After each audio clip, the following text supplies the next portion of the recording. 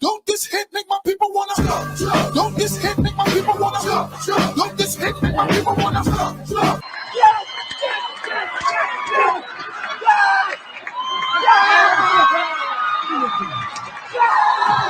Watch the series finale of X-Men next Saturday morning. Check your local listings.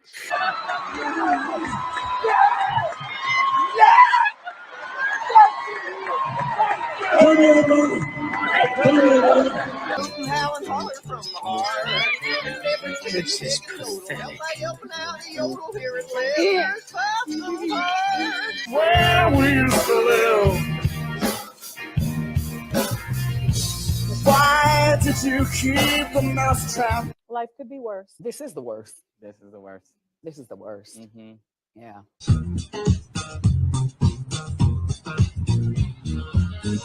And the Disney stock just keeps going down and down and down. This sucks.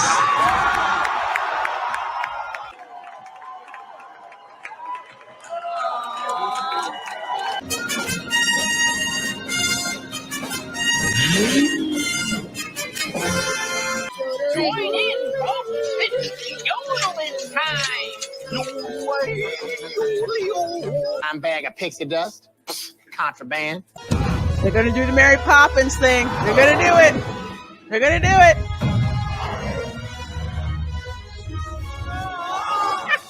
Why did you keep this rack? These things used to be mine. I guess they still are. I want them back. Here at Lester's. Elephant green screen effect. I really don't want to be Iron Man anymore. In fact, I would rather be doomed than play Iron Man again. Doomed.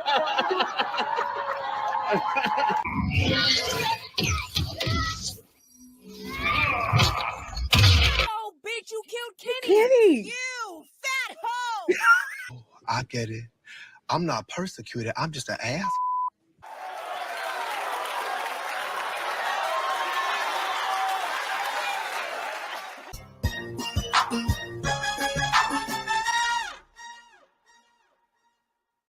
If you haven't subscribed to Lorena yet and you're watching this, you suck.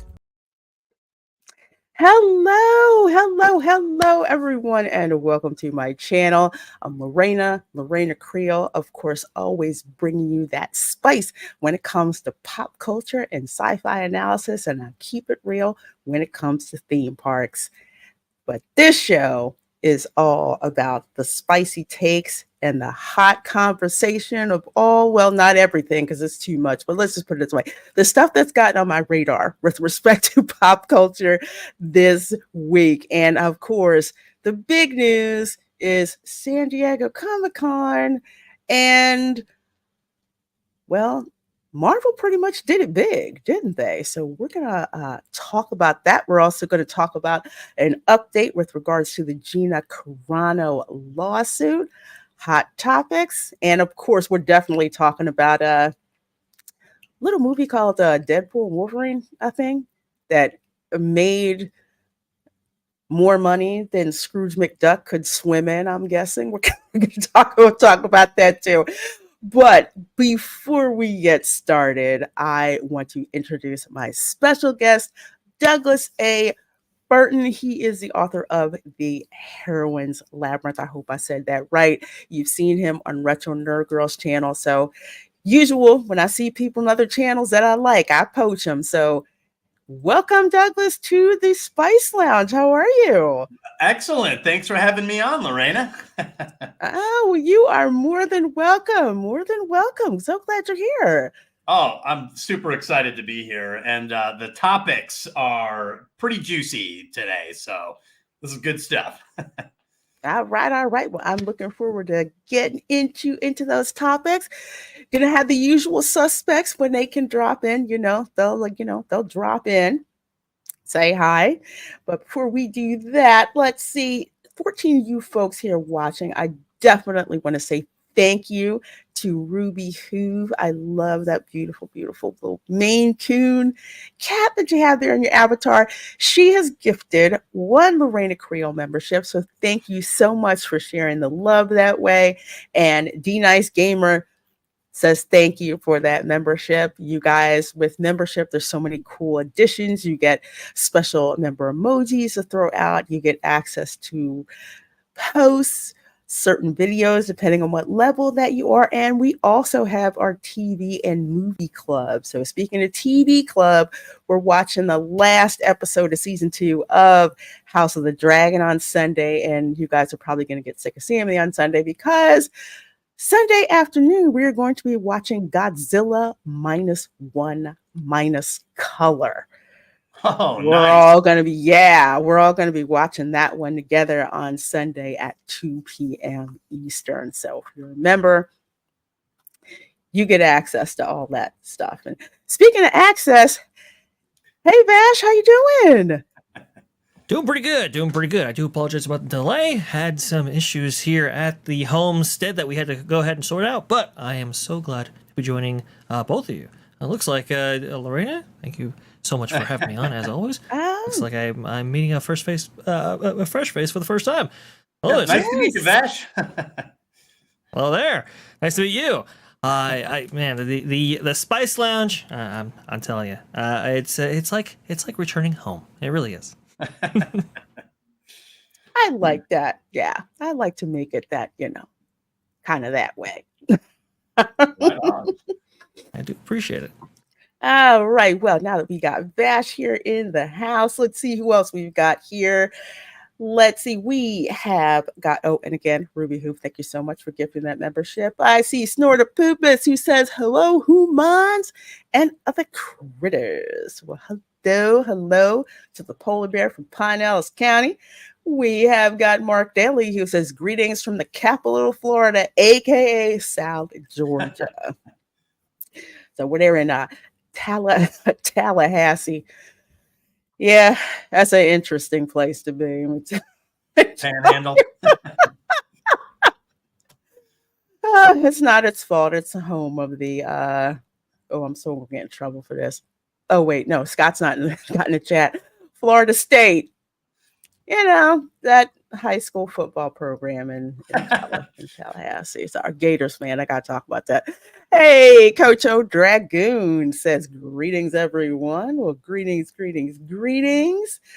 Of course, we have D-Nice Gamer. You got that gifted membership earlier. We have Tom F. Hello. He says, hello, all. We have got Jerry Minoza in the chat who says, hey, Lorena. Well, hey, Jerry. Good to see you here. Peter Reeler 2.0 is here who says, love this community. Oh, well, thank you. I love this community too. You guys are amazing. You guys make doing this so much fun. So I love the heck out of all of you guys. Oh, there were arrests at San Diego Comic-Con. I mean, outside of the bar. I'm just saying, because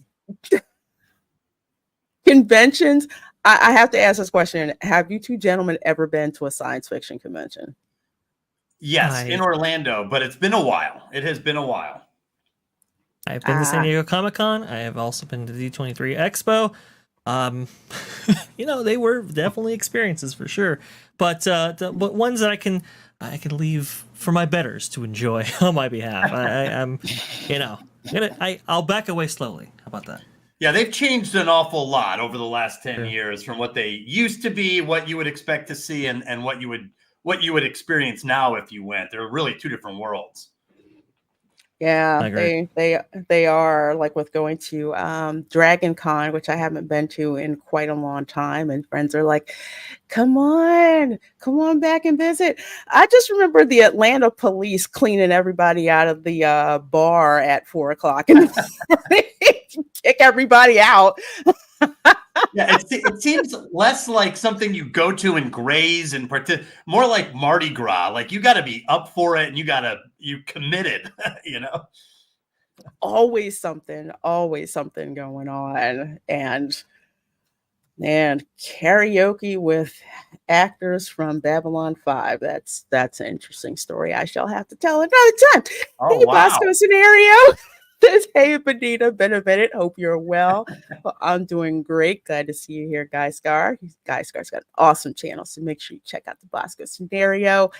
Alex Kane, Revenge of the Nether Realm. Hello, the Reina. Well, hello, and good to see you. We have got Heath's Oh, Geek Horse. awesome. He says, greetings, everyone. Well, good seeing you, Heath. What's up, Hope Heath? all is well. I James, hope what's all is happening? well. Let's see. We've got Jurassic Fan who says, hey, everyone. Hope you're having a great day. Throwing those Florida turtle emojis out, aka the blue shell. The blue shell emoji. Yes, that is a Mario Kart joke. On the Welcome to Florida show, we had a story about tortoises because you know in Florida you see the tortoises, they'll cross the street, cross the highway, they don't care. It's like they just do what they have to do. They're very confident, yeah. Yeah, they are. They're like, I'm gonna make it, even though it's just like, dude, he's not gonna make it. But apparently on I-95 near Daytona, someone hit a tortoise. The tortoise went airborne and hit someone else's windshield and got stuck in it. The turtle was fine. Yes. But ever since then, everyone in my channel, they were just making Mario Kart jokes up. So that's why we have a blue shell emoji. That's awesome. Oh man. Oh god. Yeah, so that's why we have that. And that's what I think when I hear bash. That's the first thing I was thinking of Trigun. That's right. That's where it's from. That's the origin right there. I might not be a stampede, but hey, you know what? The second part of the name, Skywalker. Well, there you go. I like to be the most pacifist person I can. I guess is what that means. Nice. Let's see. Deadpool is here. Howdy from Texas. Saying out to snort a poopus. We've got James Dosher. Says triple woot. Glad I could make it. Well, glad you could make it to the show too. Let's see. 14 arrests and trafficking sting. It doesn't surprise me. I'm not surprised. Convention going in California was definitely a different experience in some other places. San Diego is like, the pinnacle of this, right? Yes, that's literally what you would call it, a Graceland of conventions. One day I'm gonna get to go to San Diego. And I lived in LA for 5 years and never did make it to San Diego. Oh, God.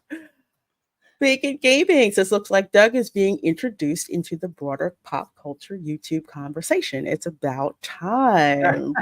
Bacon Gaming, glad you are here. And yes, Rick, one of us. What's up, Bacon Gaming? What's happening? Let's see. Kiss my grits. Hello. Whoa. Yeah. Yikes. That's sad, but knowing what I know, it's sad, but unfortunately, I'm not surprised. It's with big gatherings like that, there's a certain, what I would say, skeezy underbelly of activities that happen. That's kind of how that goes. Wow. Yes, those B5s actors. Yes, they do. Oh my gosh. We're like, no, I gotta go to bed. Lorraine, you'll have to tell me that story one day. I just started watching Babylon 5 for the first time. So I'm about halfway through season 1, and I'm going to work on it. I've been told for years to watch this show. Yes. Have you seen it, Bash? I have not. I must say, but I have been told the same thing. You've got to see the show. You've got to, and it's like I would love to if I had that time. Right? Yeah, but, you really got to commit to it. Yeah. Yeah, it's like that's the thing. Happened to time. Yes, the turtle was fine. Yes. That's why the story is so funny, because the turtle walked away from it. I mean, hit someone's windshield, and the turtle was fine. That turtle made it back to the pond and was like, "You'll never believe what happened to me today." It's like the video game. They're like, "No way."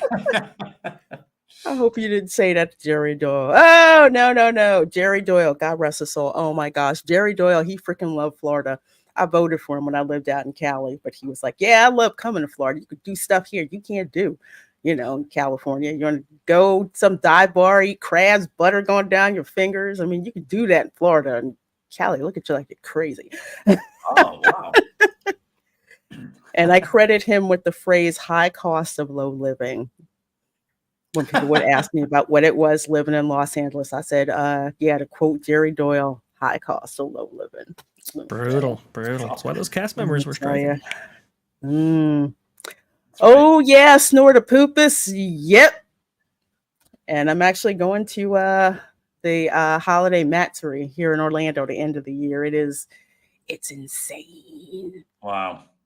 It's absolutely insane with everything that this goes on. It reminds me of what conventions were back in the day, just with people's creativity and and all of that. It's just the great amount of fun. Great amount of fun. And the 501st is usually there too. So it's fun. Yes, I will probably be streaming from that convention more than likely. So stay tuned. All right, let's see. We have got 21 of you folks in here, so we are going to go ahead. That was a great crew. And get started with the hot topics. But first of all, guys, make sure you hit that like button. Make sure you let people know that the Spice Lounge is here. And remember, no blasters, okay? Just no blasters. Okay, now where I hate this when I lose my. Dang, I hate it when I do that. Okay, here we go. First topic. I don't know if any of you are aware of a little movie called Spellbound. Yes. That is going to be coming out. Very familiar. I'm very excited for this one. Mm-hmm. Yeah, I am as well. I mean, Rachel Ziegler aside, I'm excited about this because I do believe, and Bash, correct me if I'm wrong, I do believe that this is the first animated feature that John Lasseter has been involved in since he was unceremoniously kicked to the curb by Disney. I think that's right. He did something on Apple TV, but that was a TV show.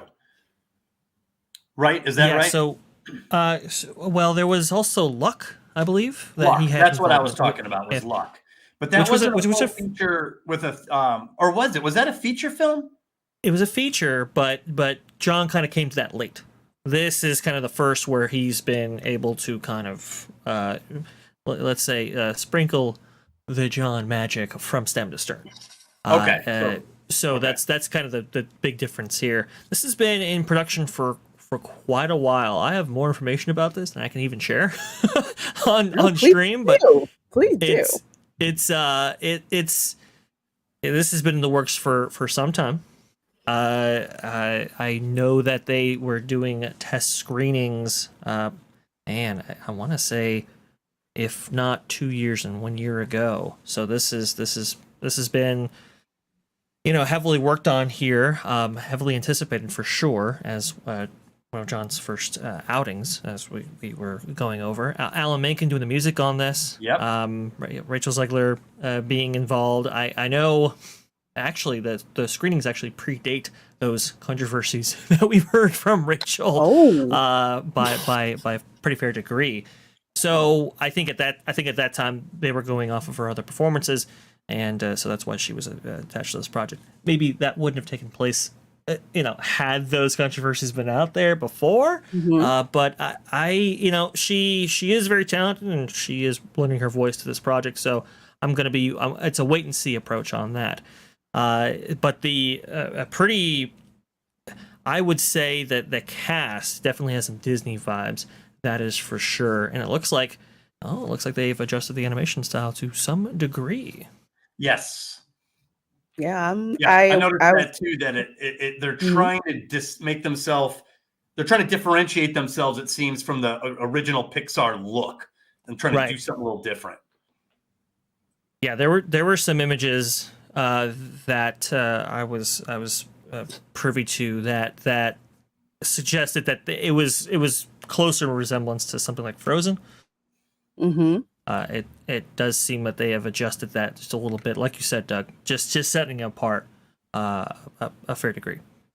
Yeah, the colors look fantastic in it. That really popped. The colors really popped in this and caught my attention almost immediately, and then sustained my attention throughout the whole trailer.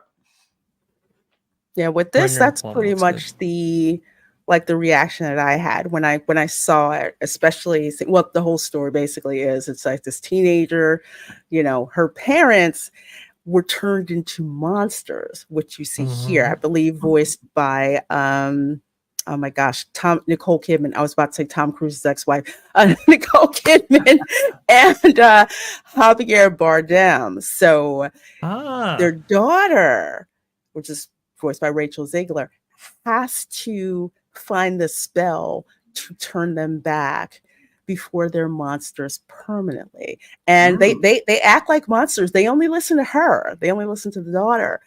But the daughter has to find out the spell to turn them back. And I love the colors in this because as soon as I saw these two characters, I'm like, I want the plushies. Yeah. I want whatever is associated with it because the colors and the textures on them just look really cool. The animation quality looks good. In the story treatment that I saw, at least the early one, the kingdom did not know that the king and queen in this instance were changed into monsters, and Rachel Zegler's character was trying to keep that under wraps. So she's trying to find a way to bring them back, and obviously she is affected deeply by that because it's imagine a parent that kind of sort of recognizes you but is completely removed from even humanity or they act like monsters or beasts, right? So she has to contend with that, and there's some emotional stuff going on there, but she also has to be kind of the ruler in place of them, and representing them on the kind of the kingdom level here. So it's a really interesting dynamic to place someone like Rachel Zegler's character in. It's a really intriguing story. Wow. Yeah. Well, and that's a great premise and one that would be fun for kids to watch. I mean, that's perfect. And even the parents, like if I took my kids to this, I would get something out of it. Where the parents are handicapped, and then the kids would get something out of it. Filling in for mom and dad. That's a great premise. Yeah. Yep. I don't want to spoil the ending, but I know there was some controversy surrounding it. So I do wonder with this final release via Netflix how they'll treat that. Would because I know they got some feedback from it.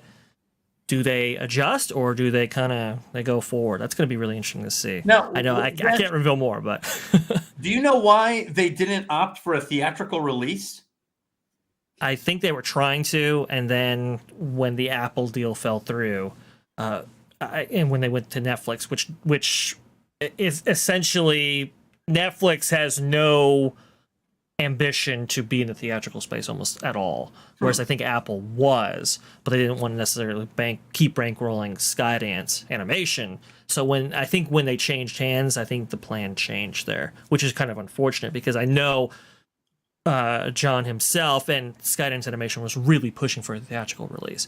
I know that firsthand for sure, but it just didn't work out. It seems like it would have done well had it gone theatrical. I agree. Yeah, I agree. I also think that there's another. I think Skydance worked on the animation, or maybe they didn't, for the animated feature Leo, which was on Netflix. Which was by Adam Sandler, which was freaking hilarious. I watched that with my daughter like 3 times. My kids loved it too. It was great. He absolutely loved it. So it's like I'd love for this to be in the theater, but since it's coming out on Netflix, it's coming out around Thanksgiving. I think it's still going to do really well. I'm curious as to what Bash was saying about the end. What that's going to be like and how they stick or don't stick the landing. But I would say, at least at first glance, when I look at the trailer, it does what it's designed to do. It reveals enough of the plot to make you say, okay, why should I care that I want to see this? Okay, I want to see this. This looks different. This looks interesting. I definitely want to check it out. But I have to give them props because unlike with Wish, this trailer was much better, much better quality. Jeremiah Maxwell, I won't know until I see it. I will say right now, it looks like it's not like, the dad is really stupid or the mom's overbearing. It just looks like she is concerned about both of them. At least that's what it seems like to me right now. Yeah, from everything that I've particular. Go ahead. No, Doug, please. Spellbound for me has always kind of stood out in my head as the big question mark because there's like a little bit of a brain drain at Disney. So you have kind of and Pixar. So you have kind of the outcasts of Pixar collecting. Alan Menken. These are like the geniuses recollecting under the banner of Skydance. They're putting this together. You have Vicky Jensen directing and involved in the writing of this, and she did Shrek. So you've got an all-star group working under a new banner. And this is, to me, a direct challenge to Disney and Pixar, which have had a monopoly in that space for decades. So I really want to see if it has the horses to throw that gauntlet out there and establish themselves as a legitimate contender right out of the gate.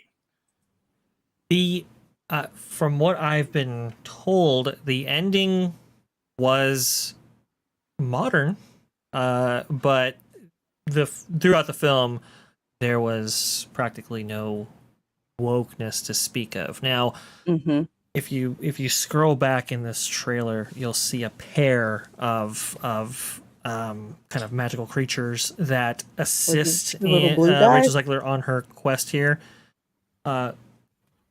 It's I don't want to say it's implied, but you get the sense from the dynamic that they have. Yeah, there you go. That this film treats them like a couple. And so, maybe implying an LGBTQ relationship of some kind, but they don't go far enough to say that it is an actual couple there. It's just kind of like two bickering friends almost. But when you I know I'm not explaining this the best. It's played for laughs. It's actually very funny, the chemistry between them, and definitely I would say probably from what I've heard a highlight of the film. But is there some identity going there? Yes. Is there maybe some modern storytelling techniques? Probably. I don't know. Maybe that ending changed or whatever. But from what I understand, it's not something that's gonna have like a whole bunch of modern messaging in it or whatever, or going to beat you over the head with woke ideology. That's not this kind of film. So I think you're safe. It's kind of like with Lion King, the two characters, the warthog, that was like Timon and Pumbaa. Yeah.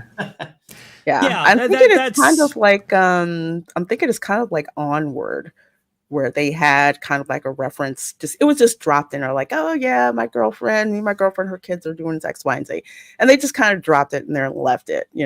At that, it was just a one drop thing. So it seems that's what they're doing here. Starlina, yes, this is what I was thinking about.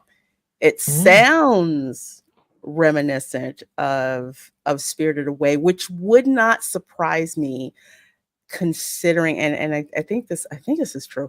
Like John Lasseter and Studio Ghibli, there was some kind of relationship there. Yes. With Studio Ghibli. John was a very big fan of I forget the original animator's name. I'm so sorry. And he's a legend, by the way. I do too, and I'm blanking. I know his work, but Big fan, and he actually pushed Disney to distribute his films in the United States. So that's kind of the connection there that you were alluding to, Lorena. Which reminds me, Boy and the Heron is coming out on Max in a couple of weeks. I want to see that so bad. I missed it, and everyone told me about it. I'm like, dang it! Sorry, I missed out in the theater. I wanted to see it. Kiss my grit. So is John Lasseter still associated with Apple, or are him / Skydance now solely owned by Netflix? I believe it is the latter. Me too. I think it's the latter. I thought it was as well. Mm-hmm. Either Netflix has sole distribution of their films, or it's an all-out ownership. I thought it was the latter. Yeah, it was like something with Apple. And that had to get taken out or have that go through the floor, and then he went on with Skydance and Netflix, because I think I'm trying to draw a blank with the whole thing with Paramount and all that getting settled. Now I believe John Lasseter is the de facto head of animation. Finally, period at Skydance. Yeah. Miyazaki. Wow. Oh God, I just had a brain fart. Sorry, I'm ashamed of myself with that one. It happens. We deeply apologize. I know he's a legend. Outraged right now. Yeah, and they should be. Fair point. They should be. I love this. I love the colors. I love the fantasy. It looks like something that would engage kids and parents. And if they do with this what was done in Leo extremely well, I really think that they're going to have a hit on their hands. And someone said, there's a dearth of family entertainment that's out there. Yeah, there really are. I'm sorry, go ahead. I was just going to say the colors, it's interesting because they're very dark and yet bright at the same time. It's very unusual, and it's extremely appealing to look at. And every time you freeze frame it, it's just a beautiful shot. Lots of color, lots happening in the foreground and background alike. Look at the hair. That's beautiful. That's my thing. It's blowing bubbles, something. I don't know. Oh, okay. It's hole in there. This is a very emotional story as well. So it's going to tug at the heartstrings. So I know, maybe some people, you see this animation style and you go, well, I've maybe seen better stuff from Pixar or Disney. That might be true, mm-hmm. But remember the budget's attached to those kind of films. I think this is going to rock the story here. Yeah, man, I hope so. I do. I really do. Because I'm really, really rooting for that. I'm pulling for this one big time. I always like to bet on the individual talent behind the scenes, and this has that. So my money's on this, and I just can't wait to see them deliver this. I want to see them deliver. It's got the ingredients. I do too. It really does. November 22nd, folks, that is when it is going to be out. Well, going from that to this that captured my attention, and I do want to talk about this. Batman Caped Crusader unveils Minnie Driver as gender-swapped Penguin. Bruce Timm and J.J. Abrams. I'm not a big DC fan. I prefer Marvel, but when it comes to DC, I definitely know Superman, I definitely know Wonder Woman, and I definitely know Batman, and I definitely do not remember Penguin being a woman. What do you guys think about this? And I think it's animated, I believe. It's animated, coming out, I think, on HBO Max. What do you gentlemen think of gender swapping a character like the Penguin? And I'll just say for myself, I prefer the George Romero Penguin. I think I got the right name right. George Romero Penguin from the 60s Batman series. I just did. I loved his shtick. I loved that. The Penguin was one of those villains where it's very easy to underestimate him, and you do so at your peril. So what do you guys think about a gender swapping a villain like the Penguin. Why? It's not like there aren't female villains available in the pantheon of villains for Batman. Poison Ivy. Yeah, I mean, there's so many. Harley Quinn, Catwoman. Yeah. So to me, it's a non-creative choice. I'm a writer, and for me, this is for headlines. This isn't a creative choice, and it seems unnecessary. And and I like Minnie Driver, and I like Bruce Timm. His animated series from the '90s is, I haven't seen all the episodes, but like Babylon 5, I have numerous friends who have really doted on that show and place it way up on the totem pole for great shows for DC. They say the animate, like, it's one of the best. And I guess that's Bruce Timm behind all of that. And he has a team that he works with. But the name that, out of all of this, the name that alarms me is J.J. Abrams. I think he has lost, at least for me, a lot of credibility in terms of what he's bringing to the picture, to the point where I feel like it's his being involved is a very bad sign. And then you do something like this, which is not needed. I think that's also a bad sign. I echo a lot of Doug's sentiments here. I think this is completely unnecessary. I mean, like you said, just a catalog of iconic villains for Batman, and many of them being women already. Why do we take one of those iconic villains and make them female? Doesn't make much sense. Now, look, if it was a, I don't know, fourth removed villain as part of a smaller franchise, maybe you can get away with something like this. But this is, I think there's a level of expectation when you go into Batman, when you feature a character like Penguin, the audience is going to have a certain perception in mind. To upend that for seemingly no reason, like you said, there's really no purpose behind it, and it lacks creativity, like you said. Yeah, it's not creative, and these kinds of choices, to me, I've been using the term anti-visionary. Whatever the vision was that the people who created it came up with, there's a new group coming in, and they're just kind of flipping it or tweaking something, and that to me is not really so ingenious. But for whatever reason, it grabs headlines, and I think that's what they're drawn to, are those headlines. To me, this is their storytelling through the journalistic process.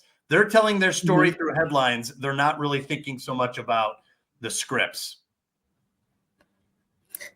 Yeah, I would definitely have to agree with you. And dang it, did I get Burgess Meredith and George Romero mixed up? I'm sorry. Romero was the Joker, I believe, right? You fart. Dang it. Dang it. But at least I know Adam West was Batman, okay?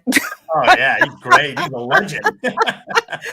Oh, my gosh. Yes, I finally got to meet him, too. And had fun telling him that my daughter didn't know who he was until they brought up he did a voice part on a Nickelodeon cartoon called The Fairly Odd Parents, where he was the voice of a character named Catman instead of Batman. And Adam West thought that was the most hilarious thing because he was getting so much work as like appearing as himself and doing voiceovers and stuff like that. So he just got a kick out of that. He said, yeah, he loved doing the Fairly Odd Parents.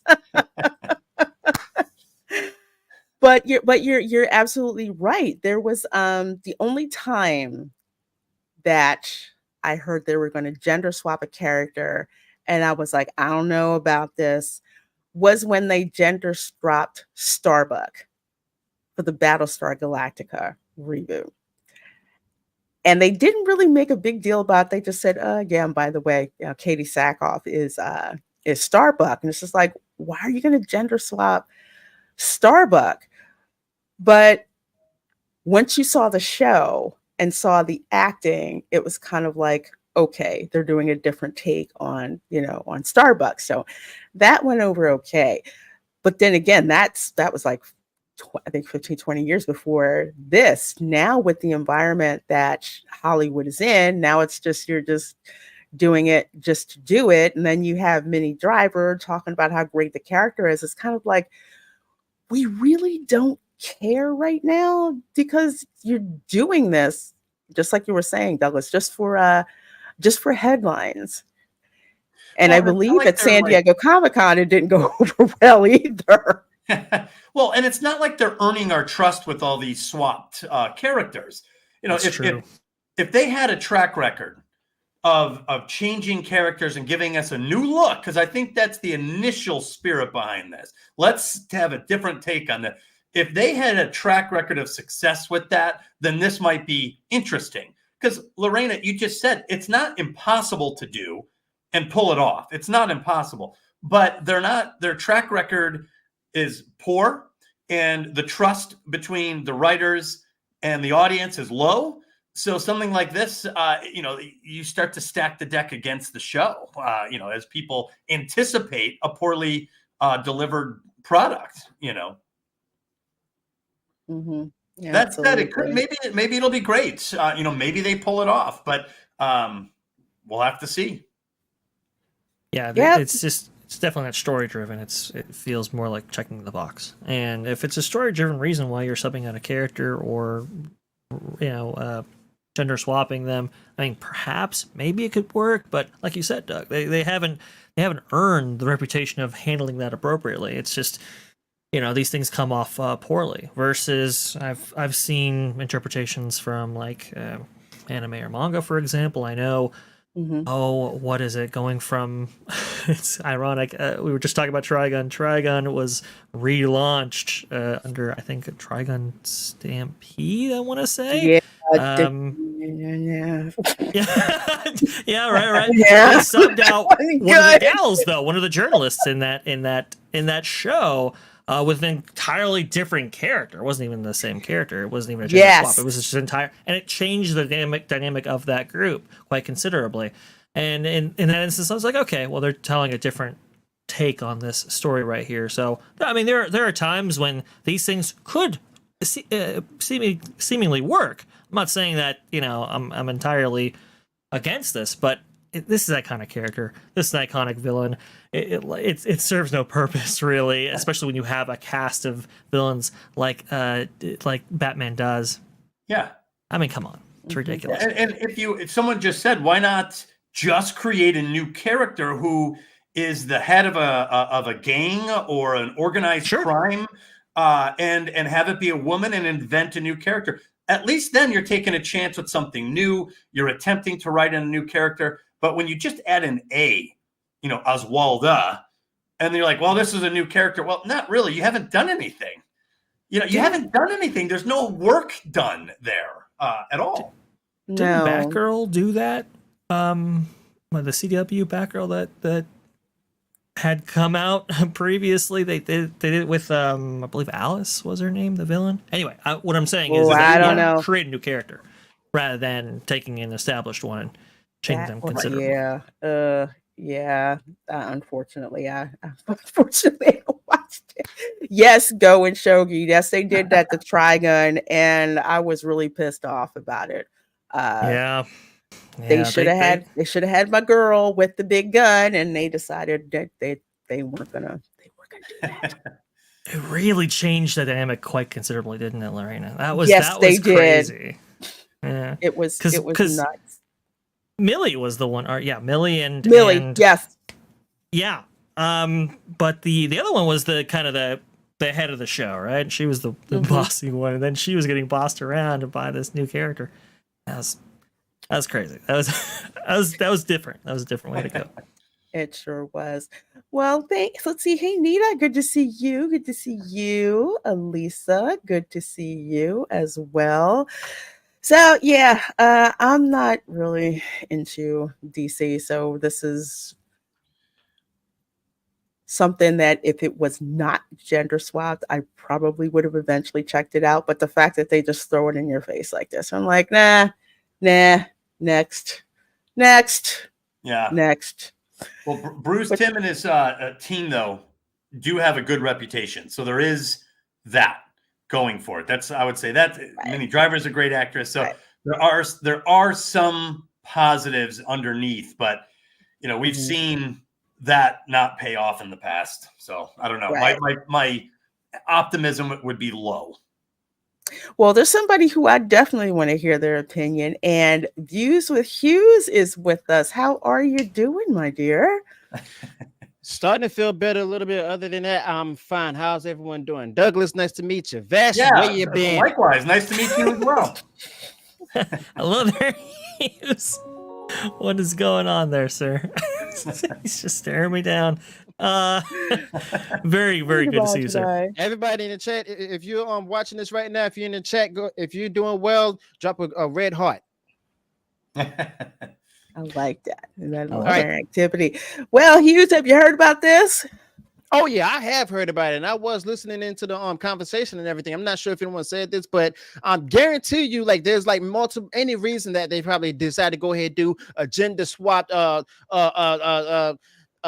penguin and everything. I forgot just like that. I forgot the penguin's first name and everything. What was the first name of the original penguin again? Oswald, isn't it? Oswald. Right? So they call her Oswalda. Yeah, they call her Oswalda. That should be a first signal as to why to go ahead to respond to Charles in the chat and say Charles Ratliff and everything. The reason why, one, they're not creative enough. Okay, they just go ahead and kind of got lazy and everything, trying to go ahead and get the ESG money, get the diversity bounties, if you will, and everything, and just to go ahead and change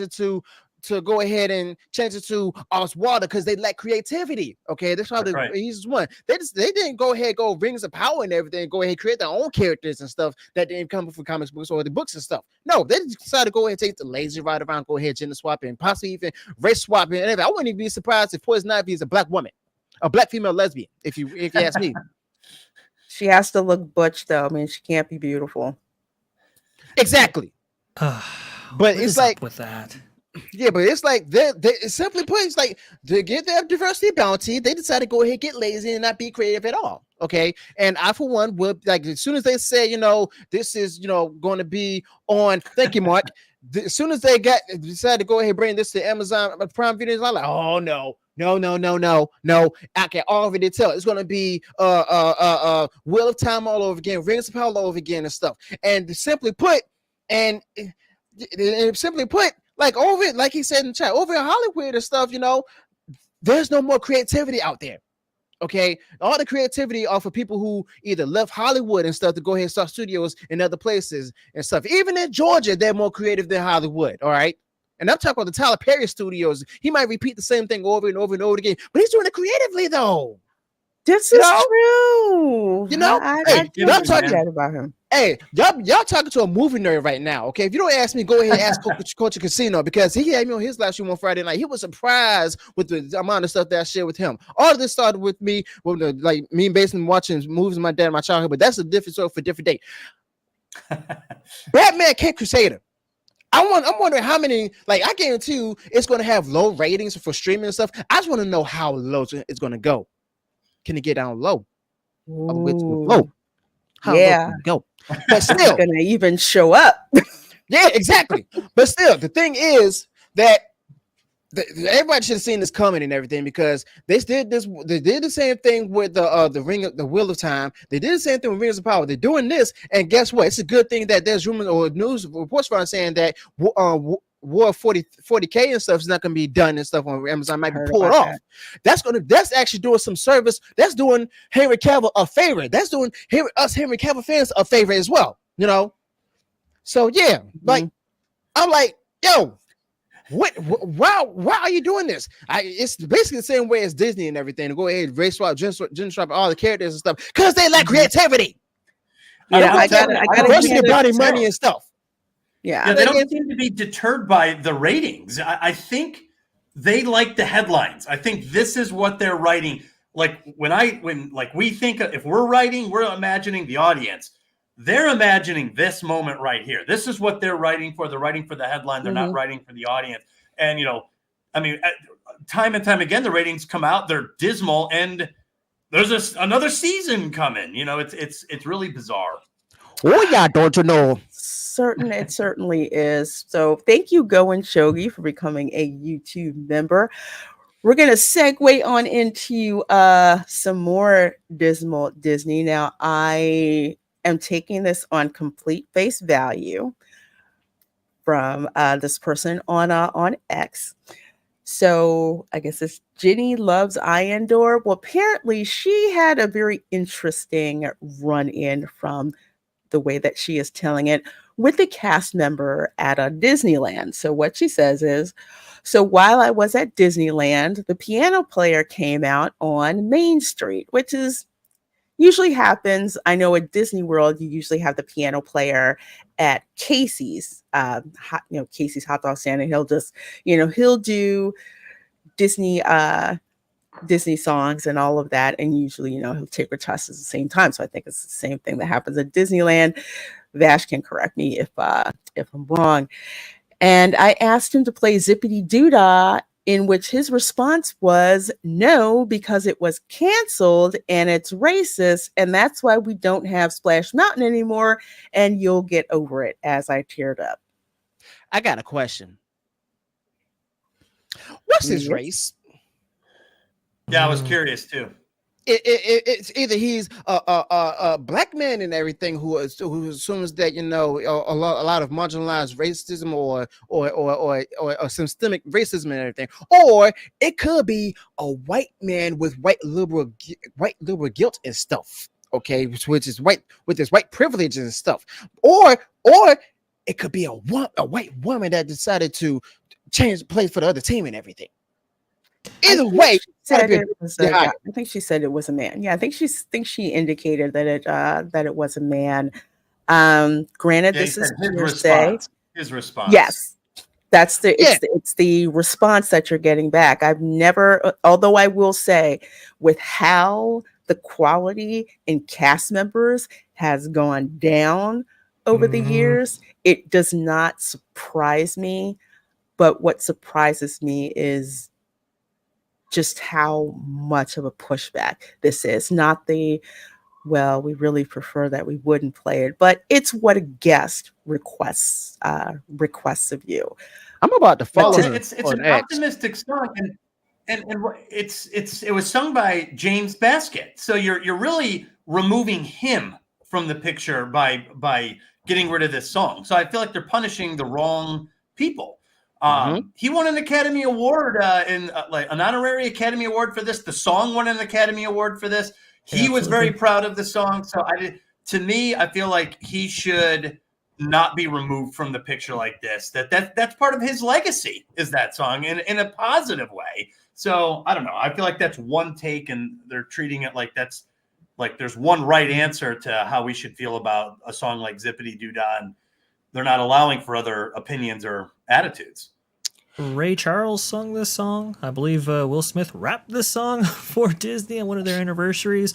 This was the anthem for the parks for decades. And what the heck? Decades. And what the heck is Vash? You also reminded me Will Smith's about to come out with a new album and everything. I'm gonna have to go ahead and find out somewhere and see if it's out right now and stuff. But anyway, what is racist about Zippity Doodah? Okay. That's the song that you listen to whenever you're having a good day. Zippity-doo-dah, totally. Zippity-day. Totally. Exactly. That's for me. That's the same thing as the Rascals. It's a beautiful morning. Whenever you're having a good morning and stuff to listen to. But still, this is giving this. They basically gave this song the whole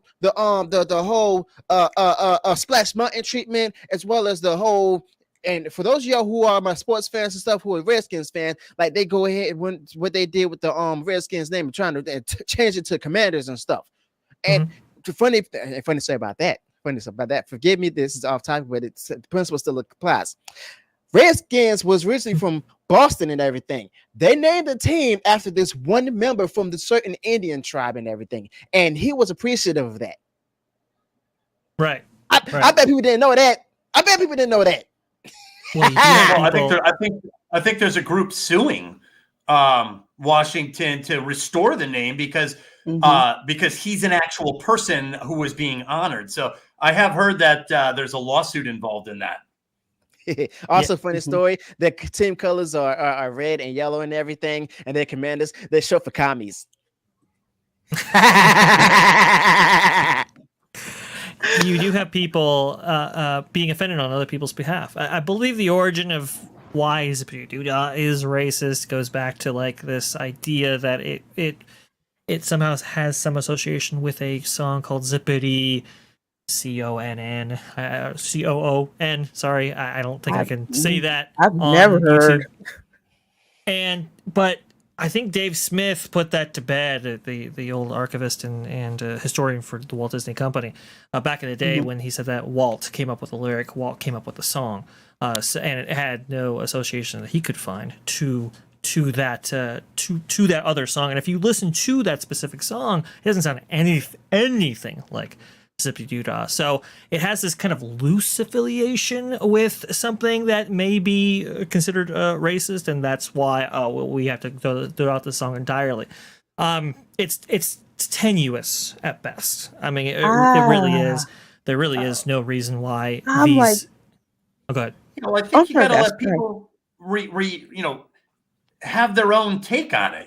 The song means different things to different people, and like my mom sings it all the time, and it was her way even when we were kids of like signaling, hey, let's break out of this bad vibe, let's get into a good mood, let's be happy today, and Zippity Doo Dah was the song she would sing. So to me, there's nothing but positive association with that song, and and to be told that I'm not allowed to have my own reaction to something it feels unfair.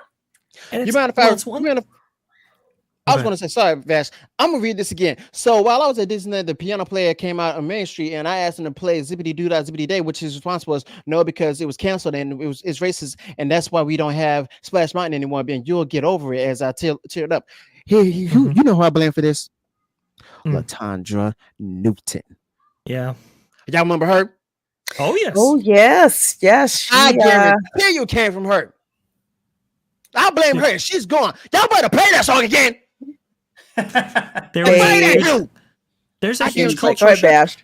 And at Disneyland specifically, there's a huge cultural shift that occurred when a lot of long-term cast members and a lot of people who were more dedicated to their roles were fired with the closures that happened because of COVID. It was, the park was forced to be remaining closed for 412 days, and I believe they let go 28,000 cast members. And for Disneyland Resort, who only had like 32,000 cast members, that was a huge, massive cultural shift when they could only convince at most 50% to actually return to their roles. And yeah, Hughes, I think you're exactly right. There was a cultural shift within Disney as well. And so when you have these two things coalesce, I think this is where you get a response like this. Now, again, we are taking this on face value. This was sent to me by Prayer Oswald on Twitter, which he's pretty prominent in this specific space right here, and I mean I have it on good authority that this absolutely did indeed happen. And like you said, Lorena, we have our own refreshment corner, Coke corner, which is kind of like the Casey's equivalent out here at Disneyland, and it works very much the same way. And to your point, Hughes, I have never seen a black piano player. I've seen Hispanic piano players. I've seen white Hispanic players. I would reasonably assume, just based on my personal experience with the Disneyland Resort and seeing that specific role over the years, it was probably somebody of a Caucasian descent. Yeah, I've never seen a black dude playing the piano at Walt Disney World, and I've been going there and I've seen really long amount of time. Going Choky for $1.99. Thank you. Says 3 guesses what song I'm gonna request next time. Dude, Spirit smells like a teenage spirit. Another thing that I'll tell you, and this is very funny, and you can even look this up. All right, Key and Peele has a skit called The Magic Negro, which is a cross between Dragon Ball Z, Highlander, and something else that I'm thinking about as well. But there's one character, he calls Mr. Bluebird, except he calls Mr. Bluebird Chesterfield. And it's the whole thing, like from Song of the South. Yeah, I've seen it. It's hysterical. It is the funniest freaking thing. I love that. I'm like, if they're gonna use that Bluebird, that's on purpose to remind you of Zippity Doodah. Although that bird got superpowers, I tell you, we found out in this game. Oh well, let's go to more dismal Disney here, and this was our last hot topic. Definitely the hottest topic. And out of the Hollywood Reporter, Gina Carano calls for Pedro Pascal, Kathleen Kennedy to testify over Mandalorian firing. Now, for some folks who haven't been keeping up, of course, Gina Carano, the court graciously allowed her to continue her lawsuit. Disney tried to get it thrown out. Federal judge said, no. We're going to go ahead and proceed with this. So the discovery phase is about to kick off. And in the filing, there is a list of people to be called. And Pedro Pascal and Kathleen Kennedy are among them. Oh, yeah. You know who on that now, those are great. Those two right there. Bob Chapek is on that list. And that guy is not happy with Disney. So I'm sure he would love to sit down and be like, ask me whatever you want. His NDA does not shield him from this. Nope. Not in court. As long as there's an open door to his testimony, they will go to places they can go. And it's so messed up that the media is not allowed in the courtroom. It was a bit so wonderful. Watch it. It's a federal court case, so federal on the court cases on the federal level are notoriously no cameras whatsoever. Yeah. It's only a state court thing in which cameras could actually take place, and that's actually from the judge's approval. So it's not necessarily transparency that I would like, but c'est la vie. That's what we have to live with. Man, I wish this was going to be televised, but I do got some notes on this though. Wondering, I was doing some research. I'm not a legal expert, not a lawyer. I wish I was. I got a bald head like a lawyer though, but anyway, basically, I did do some research and stuff, and I want to go back to that whole thing about when they try to go ahead and get the case dismissed. So you see, Disney, and I got notes right here. So Disney's lack of evidence to support its claim that it employs actors to go ahead and promote values like respect, decency, integrity, and inclusion. Now, the judge in the case denied Disney's motion to dismiss the lawsuit, because of the fact that Disney didn't even identify any evidence in the complaint or otherwise, as they say, to in their language, substantiate a claim that they employ public-facing actors for the purpose of promoting the values of respect, decency, integrity, or inclusion. And this means that, Disney are going to have a difficulty proving that Gina Carano's termination was actually based on a legitimate business reasons rather than personal views. Yes. Let me ask you this question. Who fired Gina Carano? I think it was announced on a Star Wars Twitter feed. It was very irregular. Yeah, but who you think made that decision? Well, we'll find out, I think. Oh, yeah, probably Kathleen Kennedy, I would imagine. The eye of Sauron. The eye of Sauron herself. Yeah, absolutely.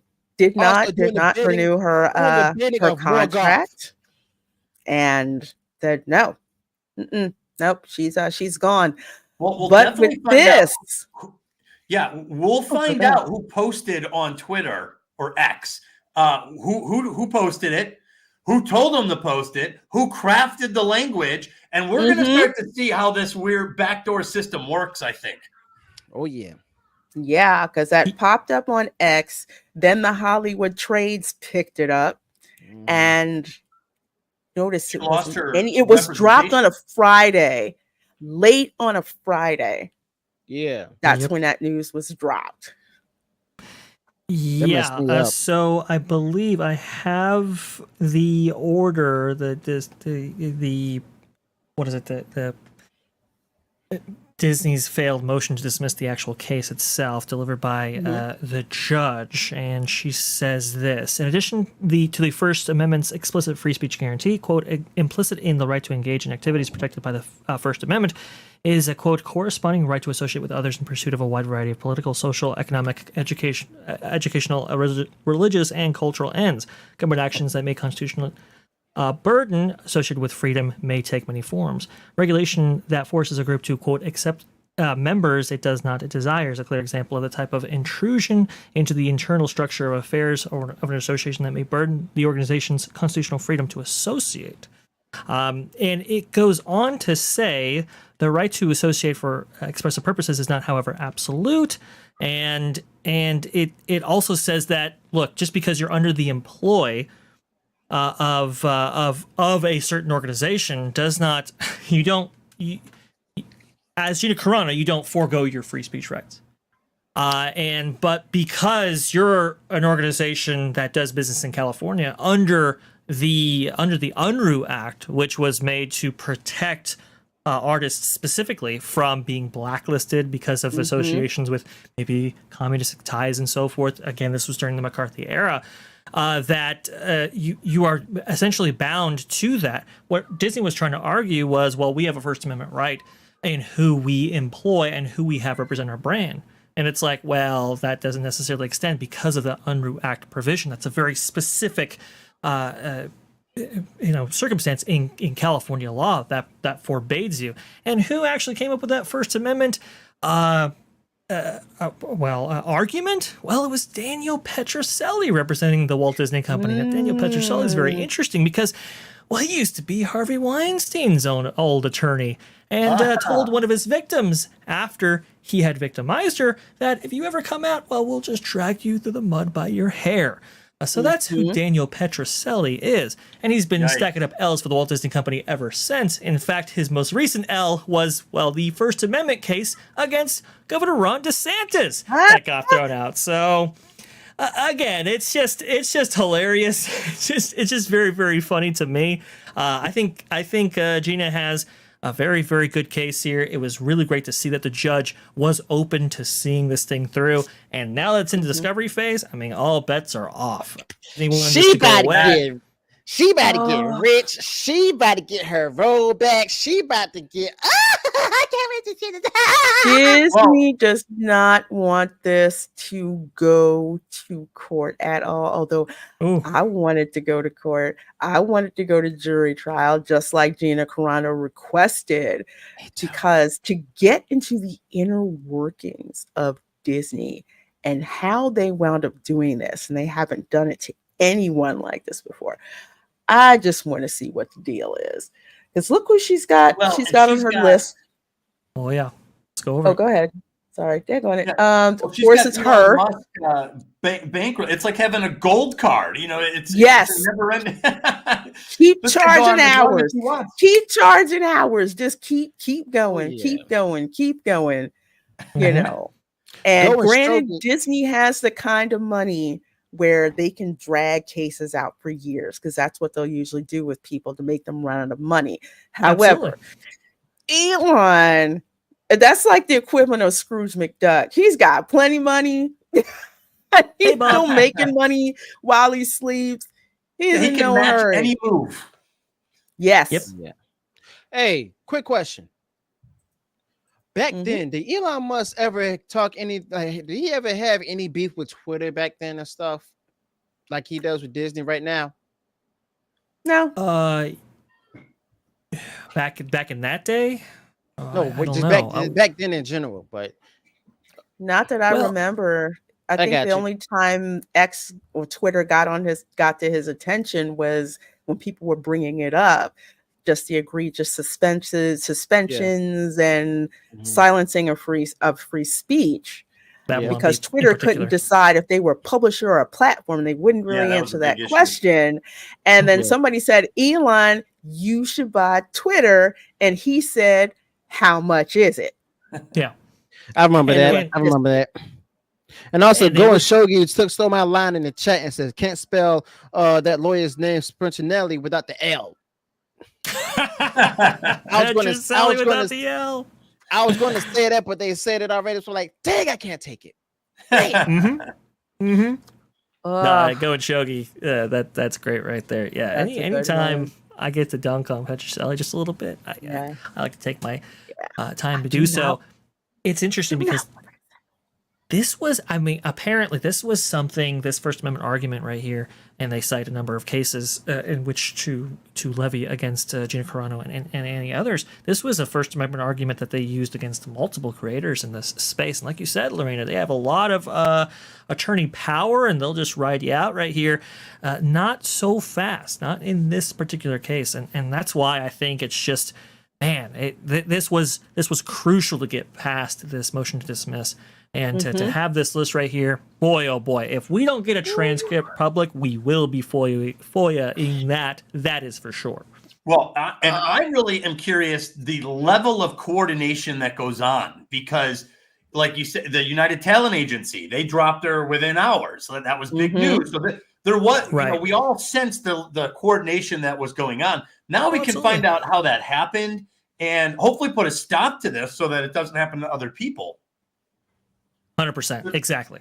Because you can't have somebody like Mark Hamill or Mark Ruffalo or Pedro Pascal himself saying what they get to say freely, and then be sometimes awarded for it with even larger projects and so forth. Pedro Pascal getting a movie from Mandalorian and Grogu and Fantastic Four. Mark Ruffalo still in the MCU, and Mark Hamill might be a big prominent figure in Star Wars going forward. So all these people, they get upgrades, but she gets completely tossed to the side for speaking her political beliefs. It's ridiculous. By the way, Disney, how about you have a clause in your contracts that forbade maybe people from spouting off on social media when representing your product, so that way this doesn't happen again either direction? But c'est la vie. This is the price you pay for disparate treatment. Man, absolutely. I wonder if Kathleen Kennedy has her own version of Sauron, because I guarantee you she probably sent them to go ahead and go to the UTA and stuff, United Talent Agency, and did that, and also have like a lot of people, go against Gina Carano like that. Because she really did make a Sauron move. Maybe she really does know where the bodies are. Well, she does. Let's put it this way. Kathleen Kennedy is someone who's been in Hollywood for so long. Decades. She definitely knows where the body is buried. She could come up with enough money to yeet you and keep your mother quiet about it. Hollywood is a very, very small town. From the short amount of time that I lived there, it's a really insular group of people. Word spreads around about who you're allowed to work with, who you can't work with. No, we won't hire that person. Or it's like, get rid of that person. Yeah, they'll find out a way to get rid of you real fast. Oh, well, we hear it in animation circles all the time, interestingly enough. And it absolutely exists in Hollywood circles. There is a blacklist, that is for sure. And now we get to maybe upend a lot of that through testimony in open court. I mean, this is a fantastic set of events right here. Man, can I not wait. Well, I mean, this could literally lead to a spate of legislation that prevents this kind of style of business at the corporate level. And I think that's sorely needed. But we need to see how it's done and who's coordinating it and what kind of language is used when this is being done, because it does come across as very discriminatory. And, I grew up in a world where you're not supposed to do this kind of stuff. And then suddenly everyone's doing this stuff again. And it's like a little bit of a shock. They just know how to go ahead and find a way to cover it up and try to put it out there as if they're not doing it. They'll just lie that say they're not doing it when in reality they are. Exactly. That's why I want to see the language. I want to see how they're doing it, what they're saying, because that'll give us a lot of insight into the way the communication goes back and forth, the way it's coordinated, and I'm very curious to see that. Yeah, and Elon Musk is not part of Hollywood, so Kathleen's stranglehold on that area won't have any effect on him. So this is a challenge that I don't think they are up for. No, and right now there's a huge fight going on between the quote unquote tech bros like Elon and Oh God, I'm blanking on his name, probably because I wiped it from my brain. The dude who owns Facebook. Mark Zuckerberg. Zuckerberg. Yeah, Zuckerberg. They are not getting along with Hollywood right now. So what I am hoping for this case, Gina doesn't settle, and not only is she awarded damages, that she's awarded punitive damages. Oh yeah. I would imagine there would be that. I just realized who fees back as well. I just realized who could be Kathleen Kennedy's sovereign mind. Pablo Hidalgo. The story group. Pablo Hidalgo. Freaking Pablo. Go with Shogi. Thank you so much for that $1.99 super chat. Says KK is more like a Balrog, a demon of the old world. Yes. Yes. She is a woman in Hollywood. She's a producer. How long? Oh my gosh. We were watching Back to the Future, and she was a producer on Back to the Future. I think she's in the credits for Jaws. I think I was watching Jaws. I was like, oh yes. my God, there's Kathleen Kennedy in mid-70s there. Whoa. You see Kathleen Kennedy, Spielberg, and Frank Marshall. Yeah. But we're going to see those three. But going short, let me ask you this question: which Balrog? You see, you got Durin's Bane that was in the something with the. This is a good, fair question. You also got Gothmog. You also got Longo Thorin. Which one? Gotta be specific. Elon's like Gandalf. You shall not pass. I'm on my token stuff.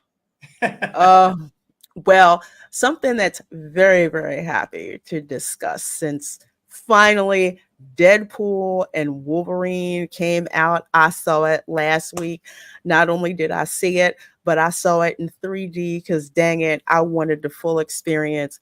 And it did not disappoint, which is why I'm not surprised by this title. Box office, Deadpool and Wolverine land 6th biggest opening of all time with 211 million, makes R-rated history. First of all, how many of y'all have seen this movie, and what did you think about it? I haven't seen it yet. You haven't seen it yet? Oh, you're in I've for been a treat. sick. I've been sick. Okay. Yeah, you are in for a treat. But I tell you what's going to happen, though. I'm surprised no one saw this. I'm surprised no one saw this, said this. I guarantee you, in the next earnings call, Bob Iger's going to take credit for something that happened under Chapek. Absolutely, he will. Totally. That is a great astute point. Absolutely, he will. Of course, he took credit for Shogun, and that was FX. He took credit for Avatar. He took credit for Avatar and all the things.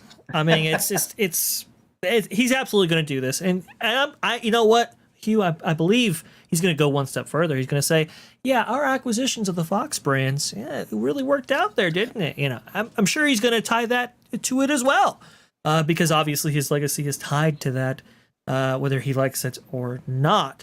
But yeah, this was a Chapek era decision right here. He understood, coming from the consumer products division, coming from having to go to third party licensees in order to sell brands that either worked or didn't work. He knew what sold. He knew what brought people into the theater. $444 million opening worldwide. This is a massive, massive win.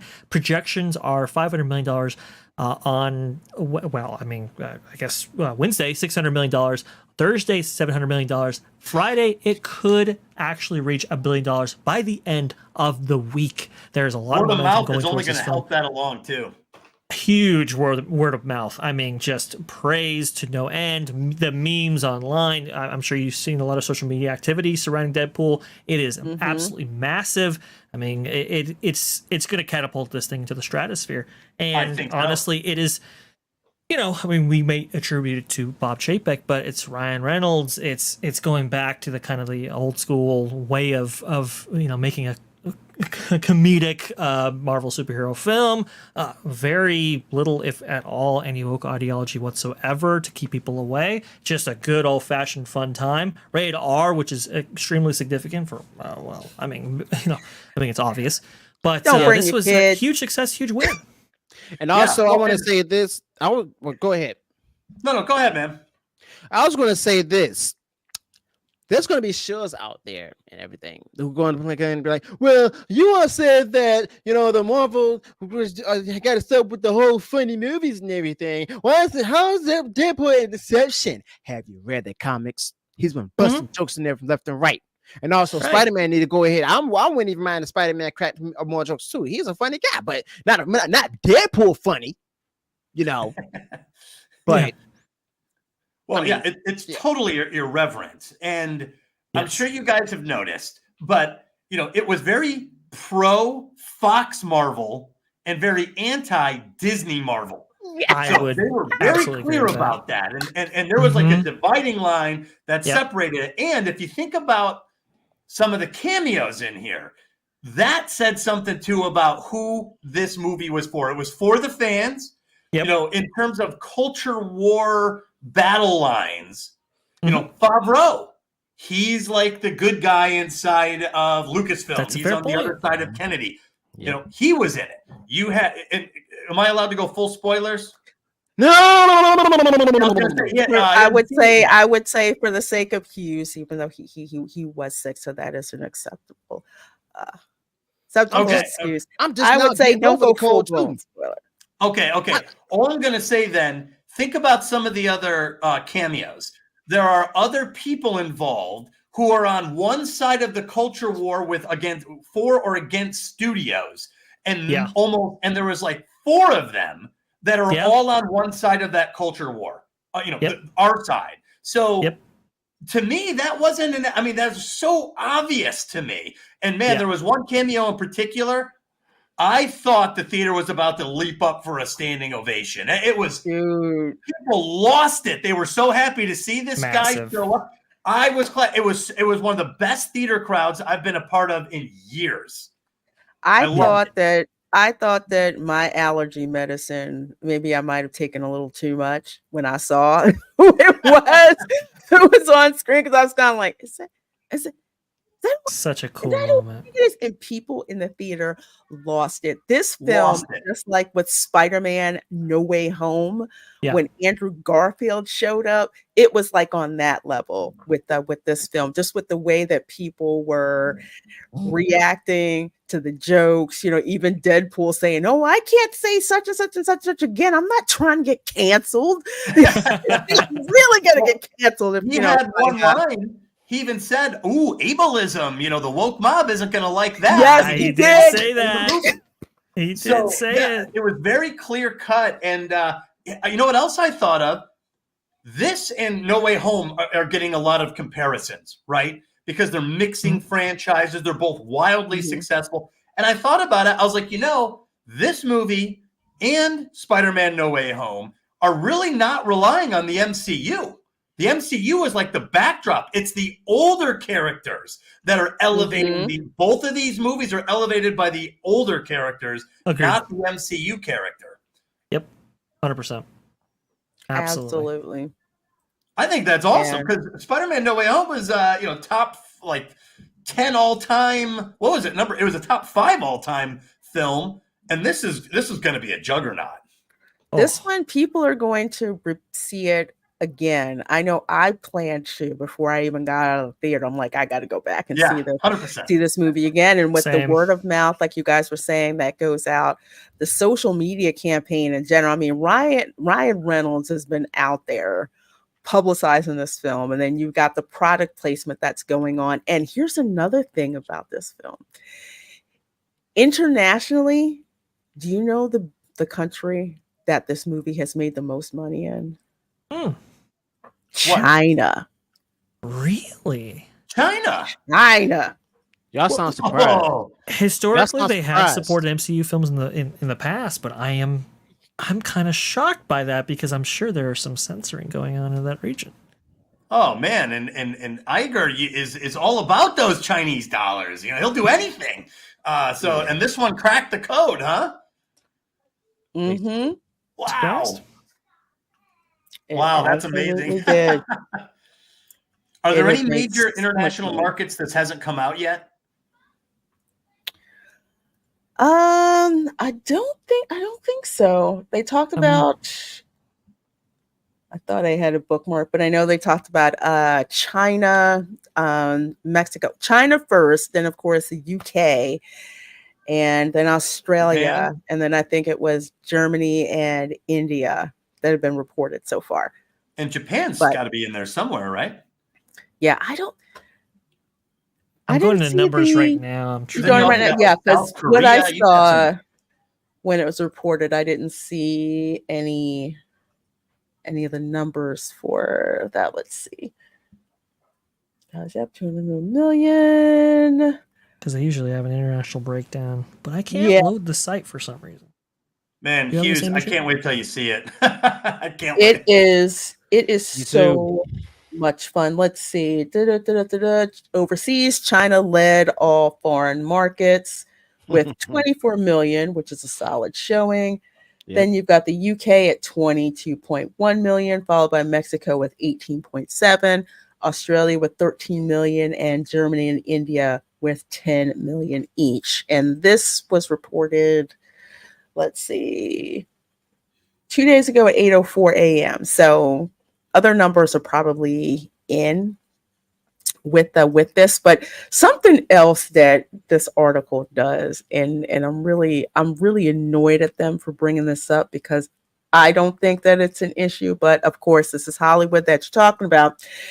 Here they talk about how it's one of the most, this one more so than the other Deadpool films have played to a more ethnically diverse audience. Huh? It's always done that. It's What? always done that. What? So What's this had an appeal across demographics. That's what they're saying. They're saying the picture skewed male or 63%, as most superhero films do. Yeah, we know that. One difference in terms of the demos between this and past Deadpool films was that it played to a more ethnically diverse audience. Who's the author of this article? Please scroll back up. I want to see who's the author, Wait a of the minute. article. Let's see. Who's Pamela McClintock? I'm not surprised. I'm not 'Cause- surprised. It's like it's killing them. Anthony D'Alessandro would never About say this that. movie. No, he wouldn't. Anthony D'Alessandro would never say that. Of course, it's He would never say that. McClintock or however you know it's not her name. Pam. See, this is the kind of stuff that who was for who. I knew it was a white liberal woman that says that. I knew it. Isn't Exactly, of Tom F. Variety I'm or like, Deadline? have they not seen the first ones? Everyone who went to see the first ones, I mean, it's always been ethnically diverse. So you have you. I'm just looking at the characters from number 2, which was, I remember being fairly diverse even for that time period. Zazie Beetz playing Domino. You have Karan Soni playing obviously the taxi driver. You have the character of Yukio. It's not super white that I know of. And from what I understand, Domino, that was a huge big time player in that film. Definitely supporting actress right there. I don't know where this story is getting off saying that. That is completely bizarre. Uggams was in it. Wow. Yeah. In her cocaine habit. People respond to great entertainment. People respond to great stories, and that's true across all demographics. Absolutely. Mm-hmm. Absolutely. I think it is, if it wasn't Ryan Reynolds, and I mean, it already seems like it is killing them to actually say why this film is good. They poo-poo the fan service, too much fan service, too much. No. It's no such thing as too much fan service. It's what the fans wanted. And the when did that fans become like a responded. criticism? I got another question. How the same crowd out there talk about you can't say that about big people and everything. It's fat phobic and stuff, but at the same time, it's too much fan service. Yeah, when did that become a criticism? Isn't that like that's a good thing? You're serving the fans. Absolutely. You want our money. There is a point. We'll give it to you. You know. Exactly. Well, No, before we go, because I know but I know Hughes had to go, but I want him to answer this one. Go and Shogi for another $4.99 super chat. And I'm so sorry, my dear, I didn't pop this up earlier. She's a Rings of Power Balrog. Nobody wants it, nobody asked for it, and it only destroys the canon. She said that Kathleen Kennedy basically looked like a pile of burning rubber tires. Oh, because if you think about it, that visual effect of that Balrog from Rings of Power and stuff, it does look like a big pile of burning rubber tires and stuff. I'm saying. I think I wiped that from my brain when I saw it like that. Hughes, thanks for being here, my dear. Where can the folks find you? Oh, y'all can find me on X. Just look up Views with Hughes. And make sure you got the verified badge right there. Subscribe to my channel on YouTube. I promise I'm not this loud on my channel, my videos and stuff. The channel is growing greatly and successfully and everything.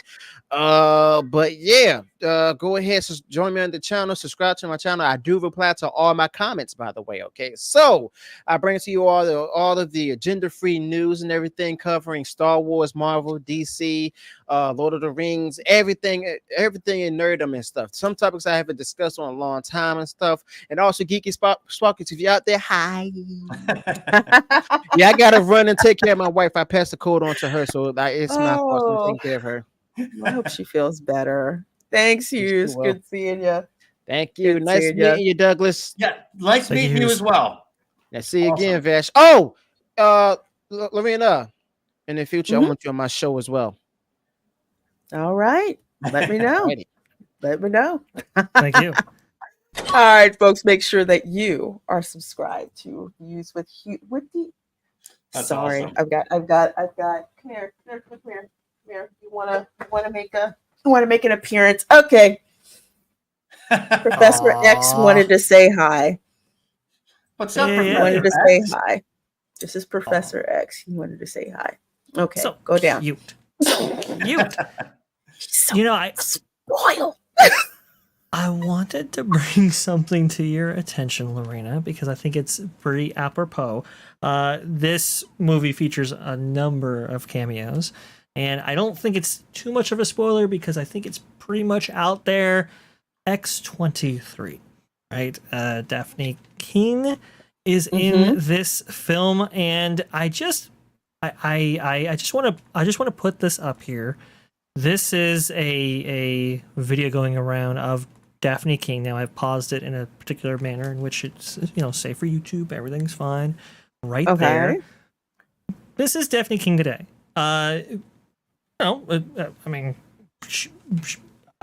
Attractive, I think, is what you would use in this instance. How in the world only Leslie Headland could take this and turn it into this? It's crazy. Yeah, that pissed me off. I didn't know who she was when people talked about Daphne King. I'm just like, so whatever. That is a trend. Then I watched Deadpool Wolverine. I'm like, that's Daphne King. They did her so wrong. What? How? How does this happen? It's terrible. I mean, you went from this to this. Oh man, what is the obsession to uglify women in this way? I mean, I don't get it. Because there is no understand. competition. That's it. They do not want competition. This is the ugly secret among a lot of women is they don't want them, and it looks better than they do. Well, they say, they're the male gaze, right? That they don't want to encourage that. But man, you turn on or you walk down an aisle of romance novels and I'm met with like 9,000 abs. So, it goes both ways. It's not any different, So I don't know how they got to there, but people like attractive people. That'll never change, by the way. I'm just going to put this out there because Hughes is gone, so I can say this. That ending scene where you've got Wolverine and just the energy burns his costume off and all you see are like You know, it's funny, Lorena. Notice you a similar said, thing didn't happen with Deadpool. Yeah, Lorena, I was like, I'm going to go see Deadpool and Wolverine. And you had said, you're like, all I'm going to say is one thing, Hugh Jackman's abs. So that is now my wife is ready to go this weekend. So she's on board. Hugh Jackman got ripped for that film. My goodness gracious. Holy. I appreciated that. And so did someone from the TVA. That's a good reference right there. But they had Lady Deadpool in there, X-23, good showing, and also to some of the other female characters. Hey, you know, I mean, come on, why we can have a diversity of attractiveness, right? We don't necessarily have 100%. To take one side to one side of the spectrum and the other side to the other. Yeah, very strange. Sure can. Well, before we get to... I think it's a phase. This one day, I don't know when, we'll all look back. We'll be like, remember that ridiculous Hollywood phase when there was gender swapping and it was like unattractive. Like, we'll talk about this one day. It'll be bizarre. Absolutely. Well, let's see. Before we get on to our second main topic, I have got to show this video from the San Diego Comic-Con for all of you people out there who do not think that fan service is a big deal. You think that fan service is ridiculous. Tell that to this guy.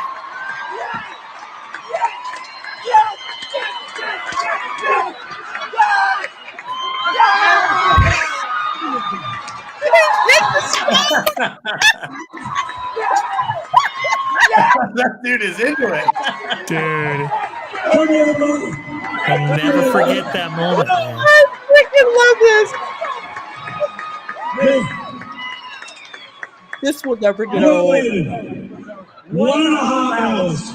But that moment. It's like, dang. That was freaking awesome. Yeah. I'm like, that's definitely going in. Yeah, that wasn't just like a little like, hey, bro, you know, thumbs up, I'm on your video. That was like involved and committed to that. Oh, yeah. He went ham when Hugh Jackman did that. I'm just like, oh my gosh, that is so awesome. Yeah, that shirt's going in. Can you imagine getting your phone back and you weren't recording? Hey,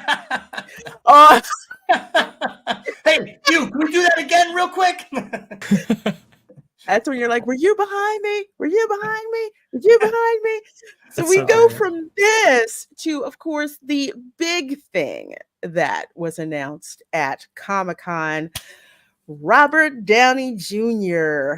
is going to be playing Victor Von Doom. I'll let you guys talk about how do you feel about this announcement? I mean, this was done at San Diego Comic-Con, and as I said, I think in another stream, I think I said it on T3PO last night. Well, if you did, the way that they put certain things in the Deadpool and Wolverine movie, I'm like, why is there so much Tony Stark in there? Because we've never seen Tony Stark. Wolverine, yes, there's always that Wolverine joke. That's in Deadpool. Sure. That's in the Deadpool movies. But I'm like, why are we focusing so much on Tony Stark? Pictures of it's him. Almost like a Spider-Man movie, almost. Yes. And this happens at Comic-Con. I thought that was a brilliant observation when you made it. I think you're exactly 100% correct. I think they were laying some groundwork for something like this to occur. And I you know, they have been kind of playing with variants and so forth, try to get public reaction, try to get public sentiment on these things. Obviously, I think the biggest one is going to be Hugh Jackman coming back from Logan. Now, Logan, obviously, that's a character that you know, had a ceremonious end and really tied up that franchise well. So bringing that character back could get you into some hot water if not handled appropriately. I think Deadpool actually absolutely does that, but now you have a bigger issue here with Robert Downey Jr. playing Iron Man. The you know, the sending off Endgame the way he did. I mean, obviously that moment's iconic. How do you bring a character like that back into a franchise that really is his own, right? I mean, if there's an anchor being, I mean, maybe it can be attributed to Tom Holland's Spider-Man, but it's really Iron Man for everybody.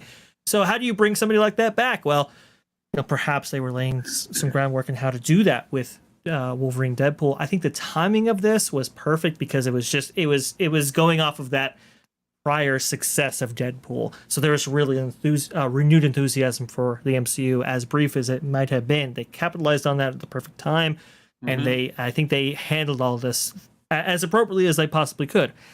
It's all going to be done in the execution, though. Doug, go ahead. Yeah, I totally agree with you. I think from a PR point of view, this was a total success. There was a lot of, I mean, anyone's going to cheer for a celebrity in that moment, but it was Robert Downey Jr. So I feel like you're going to get the free cheer, but then, you know, I think they got up to a pretty high level there. So I think there was a lot of enthusiasm and everything. My thing was like, oh my God, wait, what? So once I got over the initial shock, there was kind of more chin stroking that I was like, wait a second. Robert Downey Jr. So the more I thought about it, the more confused I got, the more I was uncomfortable with it. And the more I'm like, I don't know if this makes any sense at all. You know, he's locked up forever an iconic role in Tony Stark and Iron Man. Like that's in perpetuity into the end of time. The world, people are going to know Robert Downey Jr.'s version of Tony Stark. So to reintroduce as a new character, in fact, an apex villain, I don't know. It seems odd. I think Vash said it best. It comes down to the execution. How will they handle themselves? Robert Meyer Burnett says he knows more about this than he can share, but he did say it was clever what they're doing and for us to hang tight. And he was right about Picard season 3. So I am now more curious about how they're going to pull it off. But according to Robert Meyer Burnett, there's something very slick about what they're doing here. And it sounded like there was more than what meets the eye. I know WWE Pro. WWE Pro has been privy to some information that he hasn't yet revealed. I know that there's a larger force at work. Let's just put it that way to really bring this all together. The Russos coming back, though, gives me definitely some faith, along with Stephen McFeely, one of that, part of that tag team duo that was so successful with Civil War, Winter Soldier, Endgame, Infinity War, really binding all these universes together. Not an easy task. I think the Russos were absolutely capable in pulling that off. Stephen McFeely, part of that whole deal. Bringing those guys back in really led a lot of intrigue, let's say, in a way that if they weren't involved, people might not necessarily have, but they came at a price, right? So I think the Russos are demanding $80 million in compensation, straight compensation for these two films right here. That puts the load at what, $40 million a piece already for these two films each, right? And then Robert Downey Jr. now he's demanding a pay much more exorbitant than either of those two. So that puts it, I mean, you're at $100 million for each of these films before, I mean, you've even started real development on these films. Yeah, and this made such waves that now every other actor involved in these films, their agents are like, oh, baby, I can ask for whatever I want if they want my actor in this. So these will be probably the most expensive films ever put to celluloid. And we're hearing rumors of maybe as many as 60 characters being involved, high-profile characters being involved. Many of those maybe returning from the MCU. And like you said, Doug, they're going to demand huge paychecks if it is true that what Robert Downey Jr. got. And I don't have any doubt that is what he got. He got private jet travel and everything else. So private jet travel, a trailer compound. Okay, just to let people kind of know why this is such a big deal. Okay, from the times that I've been on studio lots, especially Paramount lots, the star will have a trailer. Okay, they'll have like a trailer, big enough, but it's nothing really to write home about. A trailer compound, that's literally like a campsite of trailers. I'm like, I just want to know what that looks like. I have never heard of a trailer compound before. So I don't know if he's got like a portable swimming pool, if he's got, one for his hairdresser, if he's got, portable gym that's there. I don't know, but I have never heard of a trailer compound ever. I can almost picture them talking. Hey, we'll get you the biggest trailer ever. And he's like, what's bigger than a big trailer? A trailer compound. Put that in there. Compound. Go and Shogi. This is going to be a $600 million movie. Remember Go and Shogi with the recent filings that we've unearthed surrounding production like Rise of Skywalker, for example, right? That was 5 years ago? And from what we understand for that film, that may have been anywhere in the $600 million range. And think about the cameos in that versus who will be prominently featured in movies like this. Mm-hmm. I mean, this is going to be just enormous. I mean, the memes out there with I don't know if you've seen them, Lorena, of like the visual effects crew getting basically no money. That might be the case, or this is going to be astounding. It really is. It's going to be.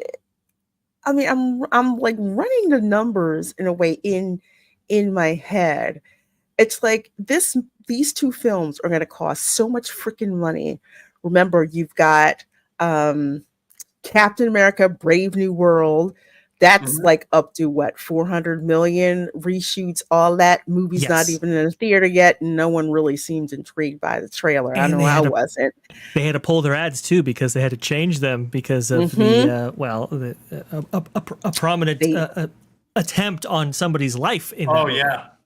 Yeah. They tried to give some of the JFK treatment, so they took that out. You also have Snow White. That's another money pit. That they're working on. So I'm like, where are they? Well, I know where they're gonna get this freaking money from. That's like the producer's job. So, well, between us, I mean, we don't know the numbers, but they do. The amount of money that they were making on toy sales up until 2019, versus today with Marvel Phase 4. Who's buying the toy? Like there's who's buying the soundtracks? Who's buying the toys? Who's buying the vinyl records? Who's buying the lunch pails? All of that stuff. Who's watching it on streaming? They know. So they had to have watched the nosedive across every spectrum over the last 3 years. So I think their thinking is spend the $600 million. Let's hope we make $1 at the theater, but hopefully we can get those other revenue streams to start going back up. I mean, that's got to be what's on their mind. But think about this, Doug. J-Beck, that's why he wanted Deadpool and Wolverine to be reintroduced the way they were, because he knew he was consumer products. He understands that very, very well. He understands the operational realities of running this company. The flywheel is so important to their business, and they had to have seen those numbers, like you said, and that's why they're willing to shell out the big money to get Robert Downey Jr. back in this way and really take the gamble, take the risk. But KMG makes a great point. There's a report out in Bloomberg, I believe. I saw that. Yeah, 2% it looks like the TV television unit for Disney is going to be scaled back there. I believe National Geographic, huge cuts, about 13% of their workforce is going to be cut here. Yeah, I mean they are probably shrinking the labor workforce within the company and getting those costs down as much as possible in order to bankroll some of these films that will take some time to pay off. These are huge gambles, huge risks. I understand why they're doing it, but man, if they screw this up, boy, you're going to be in a world of hurt. Boy, well said. The whole time you were talking, I was thinking or assuming that they're going to pull it off. They might not. You're right. If they bust this, then all this will be for naught, and they'll be worse than they are even today. And they're in a pretty rough spot. They were forced to, for the most part. It's like when you think about, I know, Bash, when you guys were talking about the merchandise, like I think about being over in Disney Springs, okay, and you go into the Marvel shop that's there. That is the saddest freaking thing that I have ever seen. Okay. Really? Merchandise really does not move. It probably didn't help that they brought out like the oh my gosh, no, not the Tesseract. Yeah, that Tesseract, but the Infinity Stone Gauntlet, they had that. It was like really cheap, you know. Oh, They had people who had to have it bought it, but then after that, that was on sale. Hardly Yep. any of the Marvel merchandise moves anywhere that's there. So it's like, what are they going to do? Empty Phase 4, those movies, not good. No. Phase 5 blew up on Impact, you know, not so good. So they are forced. They are going to have to do this. This is like their, well, to borrow something to what Clownfish TV said, this is their Hail Mary pass. This is Because it. they have been screwing up movie after movie after movie. There isn't a consistent record of Marvel films. I mean, Guardians of the Galaxy 3, that was a runoff because that, of course, that was James Gunn. Then you had Spider-Man No Way Home, Sony involved with that. But any, like, ever since, you know, Endgame. Remember too, they developed King Dynasty, which is no longer a thing anymore. Now it's Doomsday and Secret Wars. So there's a couple millions you got to break off from there. And yeah, KMG, again, great point. ABC, GMA apparently are facing huge cuts as well. $19 million from their bottom line. That's a huge amount of money for that department.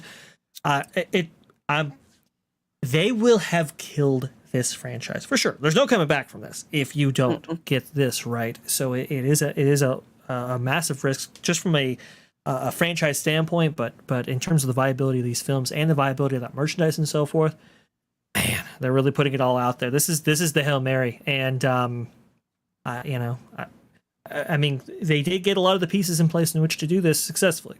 We'll see if they can actually pull it off. Well, and you know, I was telling Lorena before we even signed on, you know, it's summertime, my kids are out of school, and we'll usually during the summer watch movies that have sequels, you know, like all the Star Wars movies, you know, the Mission Impossible movies were last year.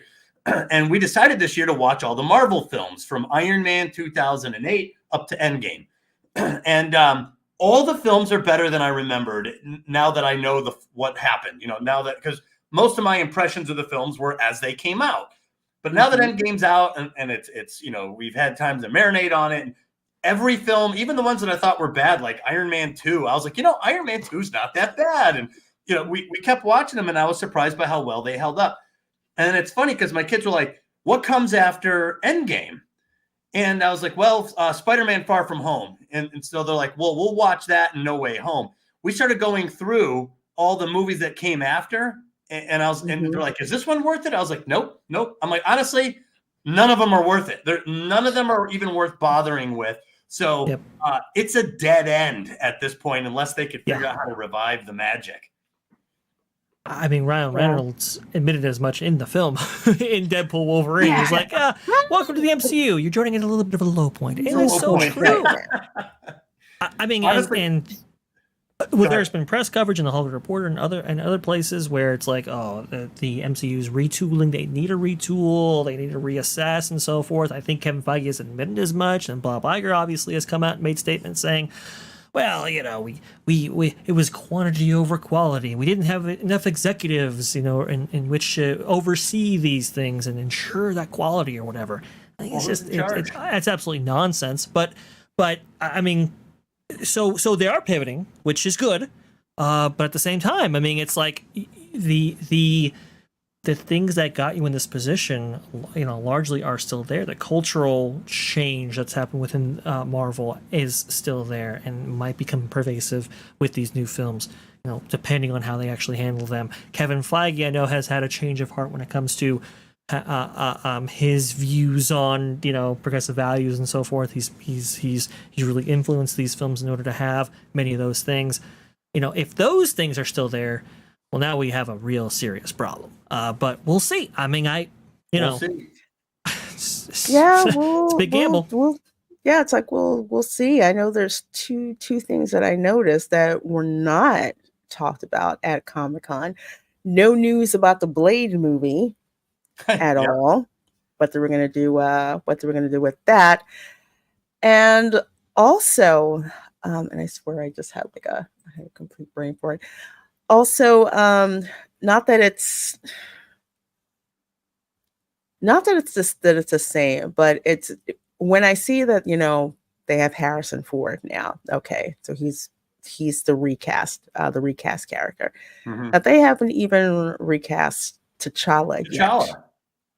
There's no news. No news about that. So I don't know if they're just like, we have to just focus on getting these two movies out, and done.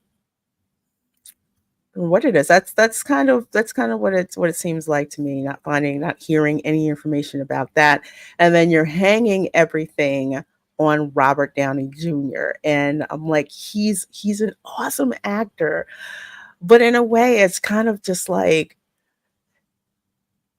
I'm gonna hear his voice, and I'm still gonna think that it's Tony Stark, unless you're changing his voice or something like that. But I guess with Disney, because they've pissed away so much money. Oh wait, not even Agatha all along. Yeah, they're trying to forget that sucker even exists. Yeah. That's gonna fall off. That's gonna fall off a cliff.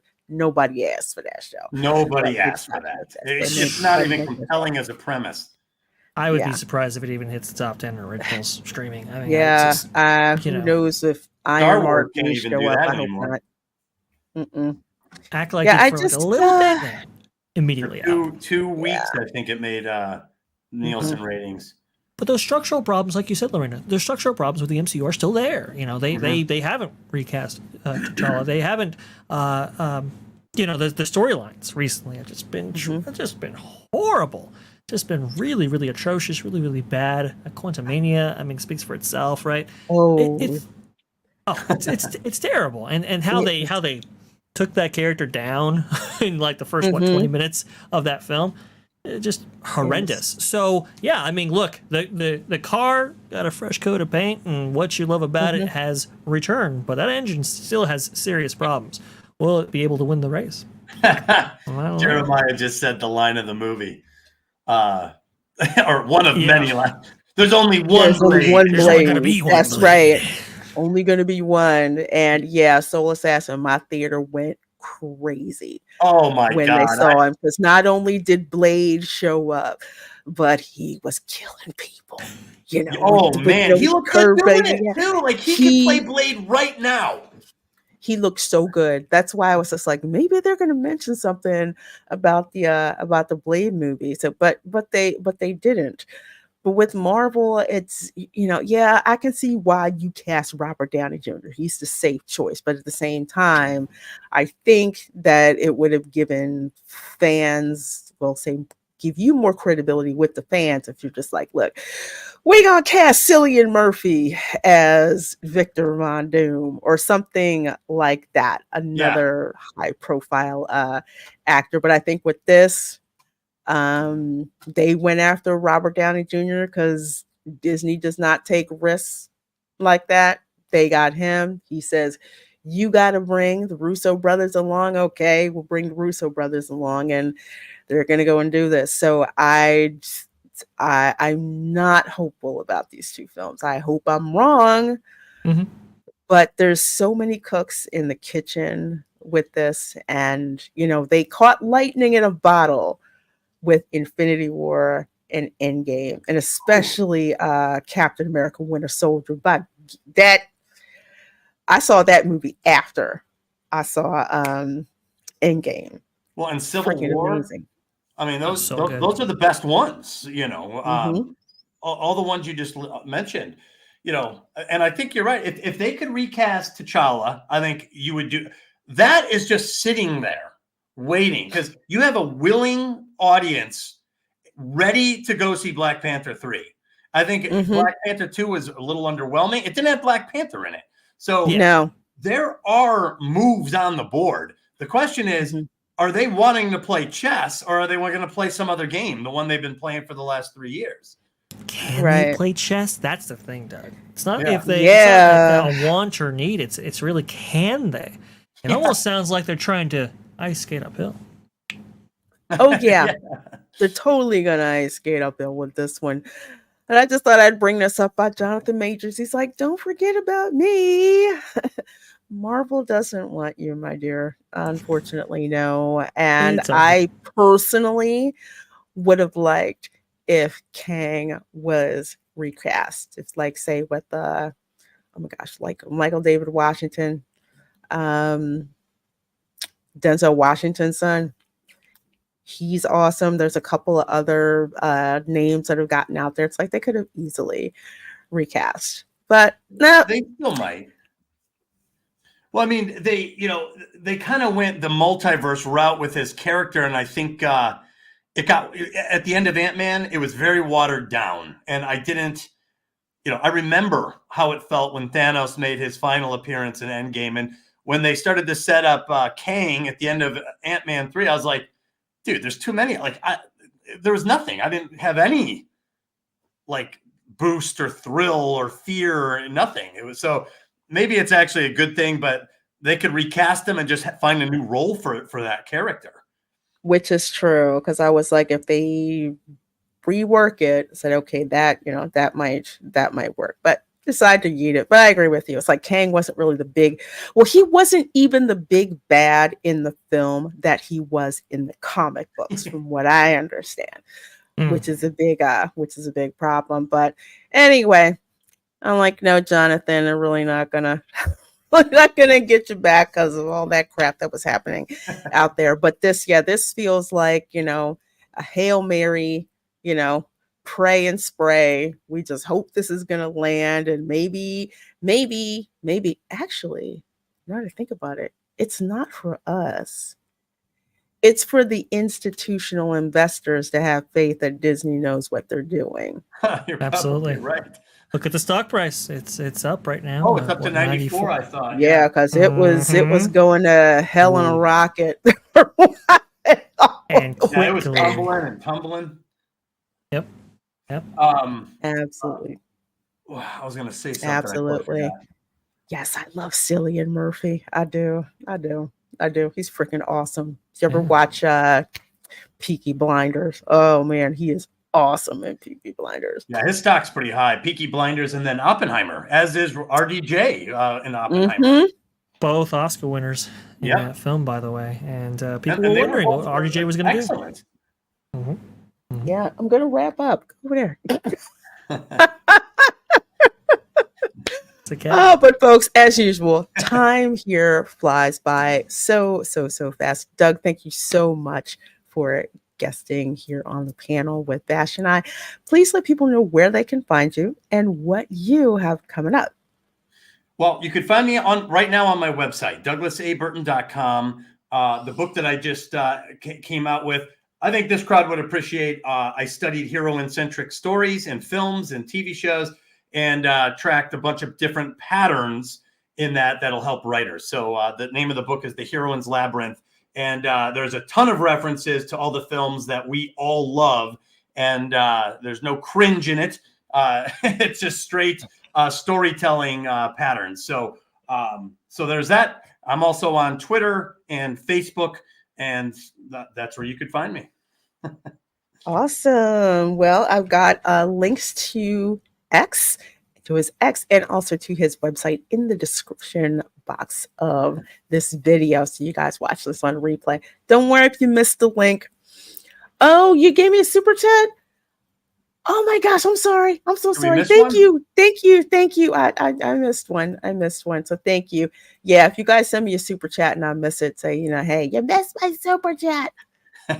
If they yell at me like old lady, you missed it. Kiss my grits. Thank you so much for the $5 super chat, my dear. Thank you. Lorena, quick thoughts on Wreck-It Ralph replacing Space Ranger Spin at Magic Kingdom. My initial reaction is, how does that IP fit with Tomorrowland? I feel that it doesn't. If Wreck-It Ralph would go anywhere, I think it needs to go into studios.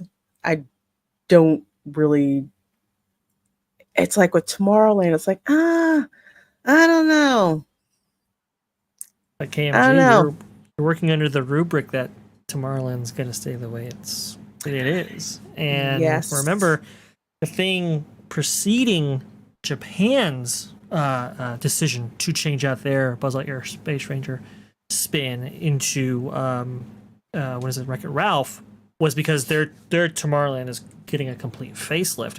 The heavy rumor, at least at Disneyland, is that Tomorrowland might be getting a reimagining as well. And so I wouldn't be necessarily surprised if they thought, well, why do just one? We can do two. So that's the other thing that's playing out here. I don't necessarily think it works right now in the current version of Tomorrowland, but it might be better incorporated under a reimagining of that land. That's the other thing too. Yeah, I mean, I don't know how much longer Carousel of Progress is going to be there. I'm just saying. Just counting the days.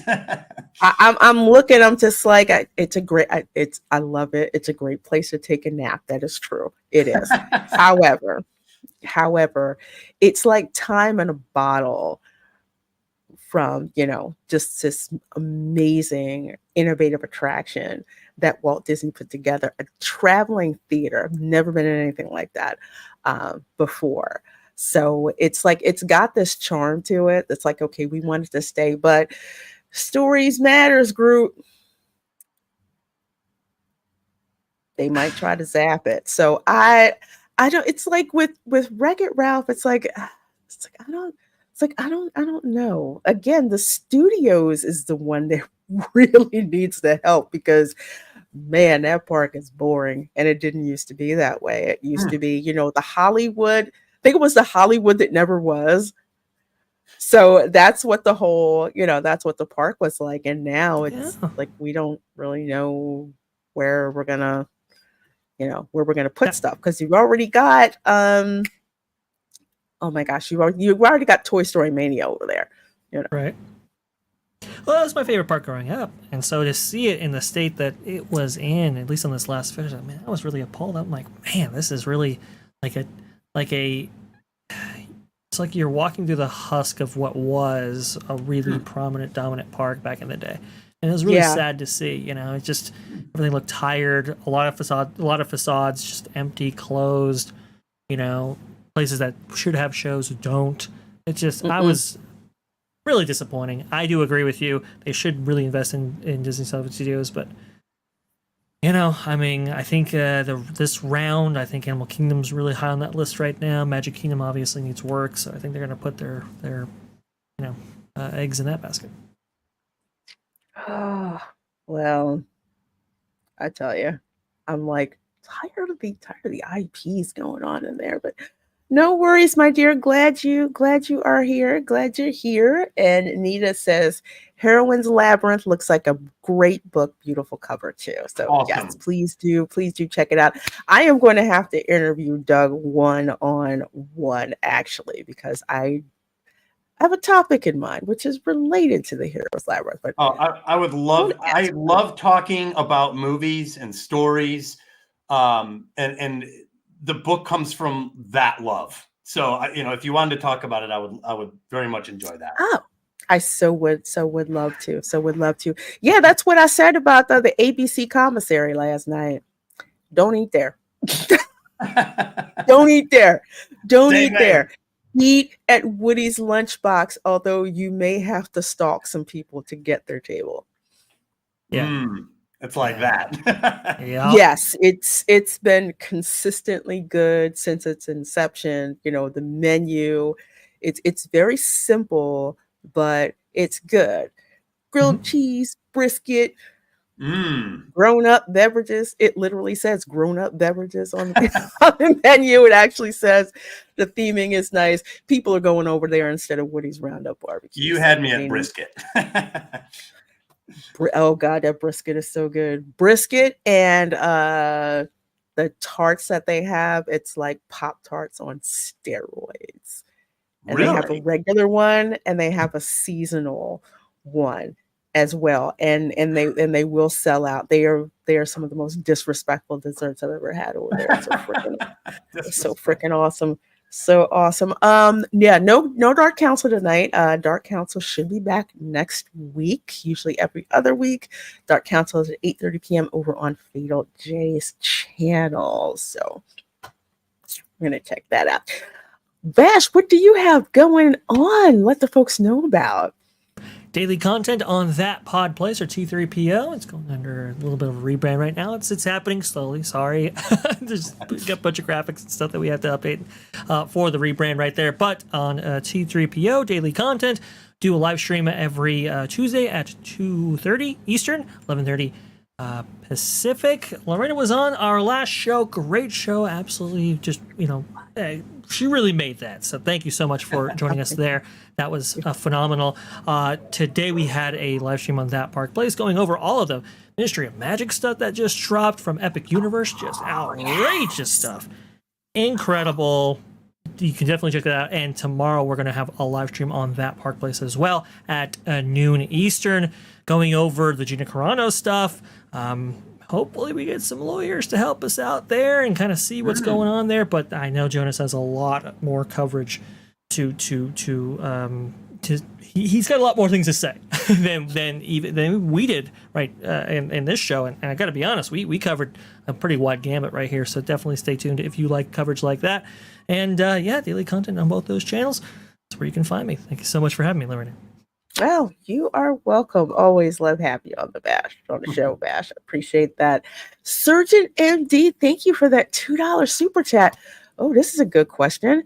Will PG, Deadpool and Wolverine be released? More money for Disney. Is it possible? That movie was pretty thick. There was a lot of blood. And I think they said the F-bomb 118 times. Oh, man. Like, if you combined with other stuff that was unsavory. A lot of blood. Minutes of that movie that's PG-13. You know what? Yeah, you're about right. You're totally about right. They would have had to shoot something concurrently in order to do that. And again, watching it in 3D, let's just say when someone got their skin pulled off, it was real graphic. Like we were like, I can't believe we just saw what we just saw. So no, I don't think that they will. And honestly, I'd tell people, go if you want PG-13 Deadpool, go watch Deadpool 2. There you go. Because there's no way they can make a PG-13 I agree. film. It just will not work. And quite honestly, rated R Deadpool and Wolverine is making an awful lot of money for them. So I think the money's on the R side. Yeah, this movie, I can't even emphasize how much money this darn movie is making. I mean, popcorn buckets sold out. I couldn't even get one. People were buying them days ahead of time, just going in the theater and buying the popcorn bucket. No, in December they are releasing a director's cut. For real? Is that real? I have not heard that. I'm trying to look it up right now because man, oh man, if that's the case, they do that. That is, that's gonna be. I bet it's even worse, which is good. Yeah, that's why you should buy the Blu-ray. Is kind of what I'm hearing. Oh, well, folks, as for myself, let's see, what day is it? It's Wednesday. Okay, so Thursday, tomorrow, 5:45 p.m. Eastern, I will be streaming live from Universal Orlando. We are going to be watching the Mega Movie Parade. I got my interactive Jurassic Park one here. And where's it? Okay, there it is. There it is. It interacts with the floats. So when certain floats go by, it's kind of low on bubble powder. But anyway, it'll interact with the floats with bubble powder. So yes. So I have based on the float that's passing? No, it's just the floats in general that'll go by because they have this one. I got this one. They've got one from the Trolls movie, so it's Poppy on the top, and the other one is like Minions themed, so they have a Minions one. So whenever the floats come by, the wand will actually vibrate and then will actually start putting out bubbles. And you can also activate other people's wands who have them as well. Oh, that's pretty cool. Yeah, it's a lot of fun. So the parade reminds me of the parades that Disney used to do, where it's not just the floats, but it's also all the other people that are involved. Like the Jaws float comes by, but you also see Quint's on a boat on the Jaws float, and then you have the mayor and Sheriff Brody arguing. The mayor's like, "We gotta open the beach for the port." Brody's like, "No, you can't open the beaches." Does he have that blue blazer with the white anchors everywhere? Yes. Yes. Yes. Yes. That's awesome. Yes. It's freaking it's awesome. Oh, and man. so I'm gonna live stream that from the VIP pass holder section to watch the parade. It's a great spot to watch it. So we're gonna do that live tomorrow, 5:45 p.m. Eastern. Also, let's see, Saturday, 12 noon is the Resort Recon live stream. So I do that in studio. We do lots of park talk. We are definitely talking about the Ministry of Magic, all that information that's been dropped about Epic Universe. And for those of you who are planning to go to Epic Universe, because it's never too early to plan, I can answer your questions as well. And hopefully, Vash, if you were not busy, I know it's really early where you are. feel free to drop in. That's kind of like a show that I do in studio to talk about the parks. People kind of like to ask questions about the parks. Great show. What do you do out there? What's the best footwear? How do I save money for X, Y, and Z? Those types of questions that I don't get a chance to get to watch and really want to prepare people for Epic Universe questions too. It's really two different experiences if you don't know. oh yeah. How about a Transformers the movie watch party? You mean the cartoon, right? You got to touch that one. We're not talking Bayformers, are we? Not that I wouldn't if we were watching Bayformers, but I'm just saying there's Bayformers and then there's there's that one. The 80s. So you have to let me know a 80s Transformers. Somebody asked where's Megatron. Yes, Megatron is in fact. Pluto is his Uber, so yeah, that's fair. That's where he is. Somebody was asking where he was. Well, folks, thank you so much for being here. Thank you, Douglas, for being a guest on the panel. Thank you, Vash, for dropping by. Thank you, Hughes, for dropping by. Absolutely. And thank you guys, as always, so much for supporting my channel. I appreciate it. Make sure you subscribe to all these amazing, subscribe and following these amazing people. And we will see you next time. Bye.